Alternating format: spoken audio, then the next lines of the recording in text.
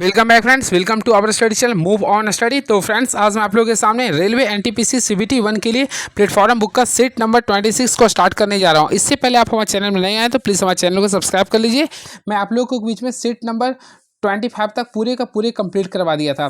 तो फ्रेंड्स, आज से मैं जो आप लोगों के बीच स्टार्ट करने जा रहा हूँ, सबसे पहले याद रखिए मैं केवल और केवल जीएस क्वेश्चन को सोच रहा हूँ सबसे पहले खत्म करने के लिए। ठीक है, तो चलिए देखते हैं जीएस क्वेश्चन क्या लिख रहा है। उसके बाद हम आप लोग को मैथ्स बताऊंगा, फिर रीजनिंग बताऊंगा इसी में। तो देखिए, पहला क्वेश्चन लिख रहा है, अर्धसूत्री विभाजन के दौरान जीन विनिमय किस अवस्था में होता है। तो फ्रेंड्स, सबसे पहले डिस्कस करना चाहेंगे हम लोग अर्धसूत्री विभाजन होता क्या। देखिए, आप लोग पढ़े होंगे कोशिका विभाजन में दो प्रकार का होता है, एक होता है समसूत्री विभाजन, एक होता है समसूत्री विभाजन, एक होता है अर्धसूत्री। सम यानी होता है इक्वल पार्ट्स में बंटना। आई थिंक देखिए, आपके नाक हो गया, कान हो गया, आपके पूरे बॉडी में आपको क्या होता है, शरीर का हर पार्ट्स में कोशिका टूटते जाता है। तो जितना टूटता है उतना जवान होता है, इसे बोलते हैं समसूत्री विभाजन। क्लियर है, यानी आपके प्रत्येक पार्ट्स में बॉडी में आप लोग का हमेशा समसूत्री विभाजन होता है। लेकिन अर्धसूत्री विभाजन केवल और केवल एक पार्ट्स में होता है, वो आप लोग का होता है शुक्राणु और अंडाणु में होता है। क्लियर है, शुक्राणु और अंडाणु में होता है। क्लियर है, लेकिन यहाँ पे बोला जीन विनिमय किस अवस्था में होता है। तो जीन विनिमय जो होता है अर्धसूत्री विभाजन, वो पैकेटिन की अवस्था में होता है। क्या होता है, पैकेटिन की अवस्था में होता है। बातें करना चाहते हैं यहाँ पे जीन के बारे में। देखिए, सबसे पहले अल्टीमेटली आप लोग पढ़े होंगे, ये आप लोग का सेल होता है। सेल का जो न्यूक्लियस होता है, ये बीच का न्यूक्लियस होता है, जो कि सबसे बड़ा पार्ट्स कहलाता है। अब न्यूक्लियस में अगर आप लोग देखेंगे तो सबसे पहले फ्रेंड्स क्या होता है, ये धागानुमा आकार का एक्स के आकार का होता है। क्लियर है, अब इसको अगर हम लंबे कर देते हैं, खींच देते हैं, तो इस टाइप से अगर आप लोग खींच देते हैं तो देखिए डबल हेलिकल स्ट्रक्चर बन जाता है। ये आप लोग का डीएनए बनता है। अब डीएनए में भी अगर आप लोग जानते हैं ना, तो इसका जो सबसे स्मॉलेस्ट पार्ट होता है, इसे हम लोग बोलते हैं जीन। क्या बोलते हैं, ये जीन बोलते हैं। आई होप क्लियर हुआ होगा। अब देखिए, इसमें क्या होता है, 4 न्यूक्लिक एसिड जुड़े होते हैं, यानी ए डबल बॉन्ड टी से जुड़े होते हैं, और सी आप लोग का न्यूक्लिक एसिड जी से जुड़े होते हैं, यानी एडेमिन थायमिन जुड़े होते हैं, साइटोसिन या ग्वानिन जुड़े होते हैं। क्लियर है, यहाँ से आप लोगों को पेपर में बन जाएगा क्वेश्चन। और डीएनए का फुल फॉर्म होता है D oxy ribose nucleic acid होता है। चलिए नेक्स्ट क्वेश्चन, एंजाइम कैटालोज निम्नलिखित में से किस अभिक्रिया को उत्प्रेरित करता है। तो फ्रेंड्स, इसमें याद रखिएगा, ये हाइड्रोजन परऑक्साइड का जल और ऑक्सीजन में अपघटन को करता है। तो ऑप्शन नंबर सी को क्लिक कर देंगे। चलिए, एंड वेरी नेक्स्ट क्वेश्चन, अभी केवल और केवल मैं जीएस के क्वेश्चन को बताऊंगा, फिर मैथ्स के क्वेश्चन को बता दूंगा। ठीक है, देखिएगा, नेक्स्ट क्वेश्चन लिख रहा, मोहम्मद यूनिस ने 1983 में निम्नलिखित में से किस बैंक की स्थापना की थी। काफ़ी फेमस क्वेश्चन है ये। तो देखिए, मोहम्मद यूनिस ने 1983 में, यानी कि भारत जब क्रिकेट वर्ल्ड कप जीता था, तो उस समय ग्रामीण बैंक की स्थापना किया था। किसका स्थापना किया था, ग्रामीण बैंक का। इस चीज़ को आप लोग को ध्यान में रखना पड़ेगा। क्लियर है, बातें करना चाहता ग्रामीण बैंक का स्थापना कब हुआ था, तो गांधी जी के जन्म दिवस यानी 2 अक्टूबर 1975 को हुआ था। इस चीज़ को भी आप लोग को ध्यान में रखना पड़ेगा। क्लियर है, और बैंकिंग प्रणाली का पुनः संरचना के संबंध सुझाव देने के लिए 1991 में, देखिए 1991 में नरसिम्हन समिति का गठन किया गया था, बैंकिंग से संबंधित होते हुए। चलिए, अगला क्वेश्चन देखते हैं क्या लिख रहा। भारतीय संविधान के निम्नलिखित में से किस भाग को भारत का मैग्ना कार्टा कहते हैं। ये एक सबसे इंपॉर्टेंट क्वेश्चन है। तो फ्रेंड्स, आप लोग को मैं बताना चाहता हूँ, भारतीय संविधान का भारत का मैग्ना कार्टा जो बोलते हैं, वो भाग नंबर 3 को कहते हैं। भाग नंबर 3 को कहते हैं। अब बातें करना चाहते हैं भाग नंबर 3 में क्या है। तो फ्रेंड्स, अल्टीमेटली आप लोग पढ़ेंगे, भाग नंबर 3 में आप लोग का फंडामेंटल राइट्स होता है, यानी कि फंडामेंटल राइट्स होता है। और इसका जो जिक्र किया गया भारतीय संविधान में भाग नंबर 3 में किया गया। कैसे याद करेंगे, देखिए भाग नंबर 3 में किया गया, और ये देखिए 3 आप लोग का अमेरिका जैसा लिख अलग नहीं, तो भाग नंबर 3 जो लिया गया वो अमेरिका के देश से लिया गया। कहाँ से लिया गया, अमेरिका के देश से लिया गया। और टोटल भाग नंबर 3 में आर्टिकल जो है आप लोग का 12 से 35 का वर्णन किया गया, 12 से 35 तक का वर्णन किया गया। क्लियर है, अब देखो कुछ एक्स्ट्रा फैक्ट्स बताना चाहता हूँ, ध्यान से केवल सुनिए। इसका राइट आंसर तो भाग 3 हो गया, ध्यान से सुनिएगा केवल। देखिए, मौलिक अधिकार में संशोधन हो सकता है एवं राष्ट्रीय आपात के दौरान अनुच्छेद 352 जीवन एवं व्यक्तिगत स्वतंत्रता के अधिकार को छोड़कर अन्य मौलिक अधिकारों को स्थगित किया जा सकता है। क्लियर है, इस चीज़ को याद रखिएगा। ठीक है, इसके साथ साथ फ्रेंड्स, मैं आप लोगों को बताना चाहता हूँ भाग नंबर 3 में सबसे इंपॉर्टेंस देखिए, आर्टिकल में डिस्कस कर देता हूँ। सबसे पहले आर्टिकल की बात करना चाहता हूँ 14, 15। देखिए 14, 15, 16, 17 और ये 18, ये आप लोग का समानता के अधिकार से संबंधित होती है। वही बात करना चाहते हैं 19, फिर 20, फिर 21 और ये 22, ये आप लोग का जो बात करना चाहते हैं स्वतंत्रता से संबंधित होती है। वही 23 और 24, ये आप लोग का शोषण के साथ होता है। ये वही 25, 26, 27 और ये 28, ये आप लोग का जो था धार्मिक के संबंधित होता है। वही 29 और 30 की बात करना चाहते हैं तो ये आप लोग का शैक्षणिक के अकॉर्डिंग होता है। वही फ्रेंड्स, अगर 32 की बात करना चाहते हैं तो ये रीट से संबंधित होता है, यानी कि संवैधानिक उपचारों का अधिकार होता है आर्टिकल नंबर 32 में। याद रखिएगा, तो याद रखिए सुप्रीम कोर्ट जो रीट जारी करता है सुप्रीम कोर्ट द्वारा जो रीट जारी किया था वह आर्टिकल नंबर 32 के द्वारा जारी किया था। वही हाईकोर्ट की बात करना चाहते हैं तो 226 के द्वारा जारी किया था। और सुप्रीम कोर्ट कुल 5 रीट जारी करते हैं और हाईकोर्ट 6 प्रकार के रीट जारी करते हैं। क्लियर, इस चीज़ को आप लोग पढ़े भी होंगे। चलिए अब बातें करना चाहते हैं भाग नंबर 2 में। तो भाग नंबर 2 में नागरिकता का संबंध है। भाग नंबर 2 में किसका जिक्र किया गया? नागरिकता का। अल्टीमेटली फ्रेंड्स मैं आप लोगों को बताना चाहता हूँ, जब भारतीय संविधान बनकर तैयार हुआ था, यानी कि जब 26 नवंबर 1949 को बनकर तैयार हुआ था, तो नागरिकता का आर्टिकल यानी 5, 6, 7, 8, 9 ये सारे आर्टिकल उसी समय लागू किया गया था। इस चीज़ को भी याद रखिएगा, क्लियर है। और नागरिकता जो भारत में हुआ एकल नागरिकता है। कैसा नागरिकता? एकल नागरिकता। चलिए बात करते हैं भारत का। तो देखिए भारत में एकल नागरिकता है। वही बात करना चाहते हैं अमेरिका में, तो अमेरिका में 2 नागरिकता है और आई थिंक स्विट्जरलैंड में 3 नागरिकता है, क्लियर है। अब भारत में जो एकल नागरिकता है वह नागरिकता को ब्रिटेन के देश से लिया गया। बात करना चाहते हैं भाग नंबर 4। तो फ्रेंड्स भाग नंबर 4 में DPSP यानी कि direct to principle state policy को लिखा गया, जो कि आयरलैंड के देश से लिया गया। इसका आर्टिकल की जिक्र करना चाहते हैं तो आर्टिकल 36 से 51 है, ठीक है। इसमें सबसे इंपॉर्टेंट आर्टिकल आता है आर्टिकल नंबर 44 आता है। आर्टिकल नंबर 44 आता है, जो कि फ्रेंड्स आप लोग पढ़े भी होंगे। तो आर्टिकल नंबर 44 किससे आप लोग कमेंट बॉक्स में लिखिएगा, सबसे इंपॉर्टेंस होता है, क्लियर है। तो आर्टिकल नंबर 44 आप लोग कमेंट बॉक्स में लिखिएगा।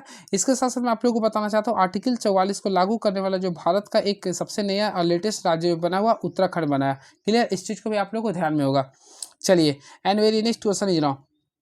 तो नेक्स्ट लिख रहा है आपने, सूर्य से पृथ्वी की दूरी का केवल 2.8 गुना दूरी पर परिक्रमा करने वाला अब तक का सबसे निकटतम बौना ग्रह कौन है? तो फ्रेंड्स सूर्य से बोला ना, तो सूर्य से अगर देखा जाए तो इसका राइट आंसर होगा सेरस होगा। क्या होगा? ये सेरस होगा। बातें करना चाहते हैं सूर्य की दूरी के अनुसार सभी ग्रह के बारे में। तो सबसे पहले आप लोग याद कर लीजिए एक ट्रिक है, एम्भेम जेसन। बोलिए एम्भेम जेसन, एम्भेम जेसन, एम्भेम जेसन। इस टाइप से आप लोग याद कीजिए एम्भेम जेसन। आई थिंक ये आप लोग का जो 4 लिख रहा ना, ये आप लोग का इंटरनली होता है, यानी आंतरिक ग्रह। ये 4 को बाह्य ग्रह बोलते हैं। मार्स हो गया, सॉरी मरकरी हो गया, वेनस हो गया, अर्थ हो गया और मार्स, ये इंटरनली हो गया। और ये एक्सटर्नल हो गया, Jupiter, Saturn, Uranus and Neptune हो गया। चलिए महात्मा फुले द्वारा लिखित और वर्ष 1873 में प्रकाशित जाति व्यवस्था का पहला आलोचना में से एक है। तो फ्रेंड सबसे पहले मैं आप लोगों को बताना चाहता हूँ, महात्मा फुले द्वारा सबसे पहले 1873 में जो लागू किया था गुलामगिरी। क्या लागू किया था? गुलामगिरी। तो याद रखिएगा गुलामगिरी था, क्लियर है। और गुलामगिरी जो था ना जाति व्यवस्था की पहला आलोचना में से एक था, क्लियर है। बातें करना चाहते हैं ज्योतिबा फुले के बारे में। तो फ्रेंड्स यहाँ पे ज्योतिबा फुले का पूरा नाम जो था आप लोग पढ़े भी होंगे, ज्योतिबा राव गोविंद राव फुले था, क्लियर। ये महाराष्ट्र से बिलोंग थे। और इन्होंने 1873 में, देखिए मैं लिख देना चाहता हूँ, इन्होंने 1873 में सत्य शोधक समाज की स्थापना किया था। क्वेश्चन आता है सत्य शोधक समाज की स्थापना किसने किया था? ज्योतिबा फुले ने किया था, क्लियर। कहाँ पे किया था? तो महाराष्ट्र में किया था। और इन्होंने एक पुस्तक लिखा था जिसमें गुलामगिरी नाम का पुस्तक भी लिखा था, क्लियर है। चलिए और नेक्स्ट क्वेश्चन, निम्नलिखित में से किस मंदिर का निर्माण राजा राज चोल द्वारा कराया गया था? तो फ्रेंड्स याद रखें बृहदेश्वरी मंदिर का निर्माण जो करवाया गया था राजा राज चोल के द्वारा कराया गया था, क्लियर है। बातें करना चाहते हैं चोल वंश का। तो फ्रेंड चोल वंश का जो संस्थापक था विजय लाल थे। कौन थे ये? विजय थे, ये याद रखिएगा, क्लियर है। और इसमें वैसा तो कुछ है नहीं, क्लियर। इस चीज़ को याद रखिएगा। चलिए नेक्स्ट क्वेश्चन। तो नेक्स्ट क्वेश्चन देखते हैं क्या लिख रहा है ये। तो नेक्स्ट क्वेश्चन आप लोग के सामने ये रहा, भारत में उच्चतम न्यायालय की प्रथम महिला न्यायाधीश कौन थे? तो फ्रेंड देखिए यहाँ पे उच्चतम न्यायालय की बात करना चाहते हैं, सुप्रीम कोर्ट की बात कर रहा है। ये प्रथम महिला मुख्य न्यायाधीश नहीं बोला, क्योंकि आज तक याद रखिएगा, देखिए याद कर लीजिए कहीं कन्फ्यूजन है। सुप्रीम कोर्ट में आज तक कोई भी CJI नहीं बनी है, ये क्वेश्चन याद रखिएगा। आज तक कोई भी CJI नहीं बनी है। यहाँ पे देख लीजिए केवल और केवल महिला न्यायाधीश बोल रही है। तो सुप्रीम कोर्ट की पहला जो महिला न्यायाधीश जो बनी थी उसका नाम था, महिला था फातिमा बीबी। कौन था ये? फातिमा बीबी, क्लियर है। वही बातें करना चाहते हैं सुप्रीम कोर्ट में जज। तो जज बनने वाली प्रथम महिला, तो जज जो बनने वाली प्रथम महिला थी सुप्रीम कोर्ट का, इंदु मल्होत्रा थी। आई होप आप लोग पढ़े होंगे इसके बारे में, इंदु मल्होत्रा थी। वही हाईकोर्ट में मुख्य न्यायाधीश, यानी हाईकोर्ट, देखिए HC की बात करना चाहते हैं, काफ़ी इंपॉर्टेंस होता है। तो हाईकोर्ट में मुख्य न्यायाधीश बनने वाली प्रथम महिला जो था सुप्रीम कोर्ट की नहीं हाईकोर्ट में, तो यहाँ पे जो थी लीला दीदी थी, यानी लीला सेठ था। कौन था ये? लीला सेठ था ये, जो कि हाईकोर्ट में मुख्य न्यायाधीश बनी थी, क्लियर है। और देश की पहली महिला सत्र न्यायाधीश मुख्य न्यायाधीश हो सकती है कब? पता है, देखिए देश की पहली महिला सत्र न्यायाधीश कौन हो सकती है, यानी देश की पहला CJI जो बन सकती है, आप लोग को मैं बताना चाहता हूँ, ये आप लोग का हो सकती है 2027 में अन्ना चांडी। कौन हो सकती है? अन्ना चांडी। आई होप आप लोग पढ़े भी होंगे इसके बारे में, करंट अफेयर काफ़ी लेटेस्ट था ये। तो अन्ना चांडी बीबी नागरंता, देखिए अन्ना चांडी बीबी, देखिए मैं लिख देता हूँ अन्ना चांडी, वीवी नागरत्ना, ये मे भी पॉसिबिलिटी बन सकती है 2027 में। ये इंपॉर्टेंस क्वेश्चन था, क्लियर है। चलिए बातें करना चाहते हैं वर्तमान समय। तो फ्रेंड्स याद रखिए वर्तमान समय सुप्रीम कोर्ट के वर्तमान समय सुप्रीम कोर्ट में 52वां CJI कौन बने, तो आप लोग कमेंट बॉक्स में लिख सकते हैं, बिल्कुल मैं आप लोग का वेट करूंगा। तो आप लोग कमेंट बॉक्स में लिखिएगा कौन बने हैं 52वां नंबर का CJI। आई होप 51वां नंबर का आप लोग पढ़े होंगे, तो संजीव खन्ना थे। 51वां नंबर का संजीव खन्ना थे। अभी 52वां नंबर का आप बताएंगे जो कि 14 मई को अपॉइंट किए थे, क्लियर है। चलिए नेक्स्ट क्वेश्चन देखते हैं क्या लिख रहा है। ये रीजनिंग आ गया। तो फ्रेंड चलिए मैं कुछ मैथ्स का भी क्वेश्चन बीच में ले लेता हूँ, देखते हैं इसके पहले क्या था, क्योंकि मैथ्स बताते हैं तो थोड़ा सा लग रहा है कि मैं कुछ पढ़ा रहा हूँ। देखते हैं इसके पहले क्या था, तो देखते हैं इसमें क्वेश्चंस क्या था। यह सब तो नहीं था। देखिए 14 नंबर क्वेश्चन देख रहे हैं। एक त्रिभुज की अंतः त्रिज्या 8 सेंटीमीटर है और इसकी भुजाओं की लंबाइयों का योग 125 सेंटीमीटर है, तो त्रिभुज का क्षेत्रफल क्या होगा। फ्रेंड्स मैं आप लोगों को बताना चाहता हूँ, अगर आप लोग का एरिया ऑफ ट्रायंगल बोलता है ना, या त्रिभुज का क्षेत्रफल निकालने के लिए बोलता है, आप कुछ नहीं कीजिए, सबसे पहले हाफ कर दीजिएगा, आप पेरीमीटर ऑफ ट्रायंगल निकालिएगा, यानी पेरीमीटर ऑफ ट्रायंगल। तो पेरीमीटर ऑफ ट्रायंगल अगर देखिएगा ना तो 125 लिख रहा था, इनटू आप लोग देखिए अंतर त्रिज्या क्या था 8 था, तो 2 का पावर में 8 4 बार में आता है, 125 को 4 से गुना करेंगे तो क्या आएगा 500 आएगा। तो friend 500 centimetre square is the right answer होगा। तो ऑप्शन के अकॉर्डिंग सी को क्लिंगे। अगेन आई रिपीट, देखिए त्रिभुज का क्षेत्रफल क्या लिखेंगे, अगर आप लोग का सभी का लंबाई दिया और अंतर त्रिज्या दिया ना, सबसे पहले हाफ कर देंगे जो परिमाप होता है, यानी त्रिभुज का जो परिमाप दिया है तो वो उसको गुना कर देंगे इनटू जो आप लोग का अंतर त्रिज्या यानी कितना दिया था 8 था, इसको सॉल्व कर लीजिएगा। अगेन आई रिपीट, यदि A plus B plus C का वैल्यू 10 है और A B plus B C plus C A का वैल्यू 35 है, तो A cube plus B cube plus C cube minus 3 ABC का मान क्या होगा। फ्रेंड्स आप लोग जब भी स्टेप्स का क्वेश्चन आता है तो आप लोग क्या कीजिए, फॉर्मूला बेस्ड बनाना पड़ेगा। देखिए आप लोग को मैं बताया था क्लास 9 का question, A cube plus B cube plus C cube minus 3 ABC का फॉर्मूला को सबसे पहले याद करना पड़ेगा। ये क्लास 9 का बुक में देखिए, सबसे पहले होता है A plus B plus C, A plus B plus C होता है again A plus B plus C, यानी A plus B plus C का होल स्क्वायर कर देंगे, माइनस करेंगे 3 into A B plus B C plus C A कीजिएगा। I hope clear होगा। अब इसके अकॉर्डिंग फार्मूला को पुट करेंगे तो ए प्लस बी प्लस सी का वैल्यू कितना दिया था 15 दिया था। Again A plus B plus C का होल स्क्वायर करें तो नहीं 15 था, इसका स्क्वायर कर देंगे minus 3 AB plus B C plus C, तो यहाँ पे कितना लिख रहा था 35 लिख रहा। अब हम लोग सॉल्व करेंगे, ये 15 हो गया, 15 का स्क्वायर कितना होता है 225 होता है, यहाँ लिख देंगे माइनस 35 को 3 से गुना करेंगे तो 105 हो गया। आई होप क्लियर हुआ होगा। तो यहाँ पे 15 कर देंगे, 225 में से 105 को घटाएंगे तो 5 में से 5 ये 2 यहाँ पे घटाएंगे, तो अगर आप लोग देखेंगे तो 15 को 120 से गुना करेंगे तो 1800 आएगा। क्या आएगा 1800। तो ऑप्शन है बिल्कुल ऑप्शन नंबर ए को क्लिक कर देंगे। काफ़ी इजी क्वेश्चन था ये। चलिए एक और देखते हैं क्या लिखा है। एक दुकानदार 2000 मूल्य वाले उत्पाद बेचना चाहता है, ठीक है, लेकिन उसके पास 2 विकल्प थे, प्रत्येक 10% के 3 क्रमिक छूट देना था या 28% का एकल छूट देना था, तो दोनों में कौन सा विकल्प या अंतर बेटर होगा। तो इसके लिए क्या कीजिए, सबसे पहले मान लीजिए 10% लेते हैं, तो 10% को अगर आप लोग तोड़ते हैं तो आप लोग क्या कीजिए 1/10 कीजिएगा, क्लियर है। और आप लोग को छूट देना है तो हम लोग क्या करेंगे, देखिए सबसे पहले 10 में से 1 घटा दें 9 आ गया। अगेन आई रिपीट, 10 में से घटाएगा 9 आ गया, फिर 10 में से घटा देंगे क्या आएगा 9 आएगा। अब बताइए 10 को 3 टाइम्स गुना करेंगे तो क्या आएगा 1000 आ गया, फिर 9 को 3 टाइम्स गुना करेंगे तो 729 आएगा। अब दोनों का डिफरेंस देखेंगे तो फ्रेंड दोनों का डिफरेंस देखिए तो 271 आ रहा और इसका मेन वैल्यू कितना था 1000 था, तो 1000 कर देंगे गुना क्या करेंगे 100, ये 0 0 कट गया तो यहाँ पे कीजिएगा तो 27.1 आ गया। देखिए इसका यानी कि 10% के अकॉर्डिंग देखिए, अगर आप लोग 10% का क्रमिक छूट दिए तो अभी कितना लाए 7.1 और यहाँ पे आप लोग का लिख रहा है 28%। अब बताइए दोनों में ज़्यादा छूट कौन बेटर होगा। आई थिंक आप लोग को समझ में आ गया होगा कौन छूट होगा, यानी दूसरा छूट क्या लिख रहा है 28% है ना, तो दोनों विकल्पों में से कितना अंतर, दोनों का विकल्प में अंतर देखना था, तो सेकेंड का 28% दिख रहा था, तो हम लोग क्या करेंगे 28% में देखिए 28 में से क्या करेंगे, इसका कितना था 27.1 था, ये परसेंट को डिफरेंस करेंगे तो अल्टीमेटली कितना आएगा 0.9 आएगा। अब यहाँ पे मूल्य कितना था 2000 रुपये था, तो 2000 कर देंगे, यहाँ परसेंट में था तो हम लोग क्या करेंगे 100 कर देंगे, ये 0 0 कैंसिल 0 0 कैंसिल। अब 20 को 0.9 से गुना करेंगे, आई थिंक 18 आएगा, तो राइट आंसर 18 रुपये होगा ऑप्शन, जो कि ऑप्शन नंबर जाते हैं तो option number I think option number D को क्लिक कर देंगे। चलिए मैथ्स का मैं अब बता दी हूँ इतना, चलिए नेक्स्ट क्वेश्चन देते, अब पूरे का पूरे बता दूंगा। चलिए यहाँ तक हो गया। 21 नंबर क्वेश्चन देखते हैं क्या। तो ये क्वेश्चन को आप लोग को बना देखिए, यदि प्लस को डिवाइड, भागा को माइनस, माइनस को मल्टीपल को प्लस लिखते हैं तो क्या होगा। देखिए 30 है 30 कर देंगे प्लस, तो प्लस के पे डिवाइड लिख रहा, फिर आप लोग का डिवाइड के पे हम लोग क्या लिख रहे हैं माइनस लिख रहा, फिर आप लोग का माइनस के पे इंटू कर रहा, फिर इंटू के पे प्लस कर रहा। आप इसको बोर्ड मास के तरीके से सॉल्व कर लीजिए, होपफुली आप लोग सॉल्व कर लिए होंगे। तो यहाँ पे 9 में से 30 को घटाएंगे तो अल्टीमेटली फिर 9 में से 30 को घटाएंगे तो कितना आएगा -21, तो राइट आंसर आएगा -21, जो कि ऑप्शन नंबर ए को क्लिक कर सकते हैं। चलिए, रेमी ने अपनी घड़ी मेज पर इस प्रकार रखी कि शाम 6 बजे घंटे की सुई दक्षिण दिशा की ओर इशारा करती है। तो फिर मिनट की सुई किस ओर करेगी? देखिए, सबसे पहले मान लीजिए कि घड़ी को बनाना, क्लियर है।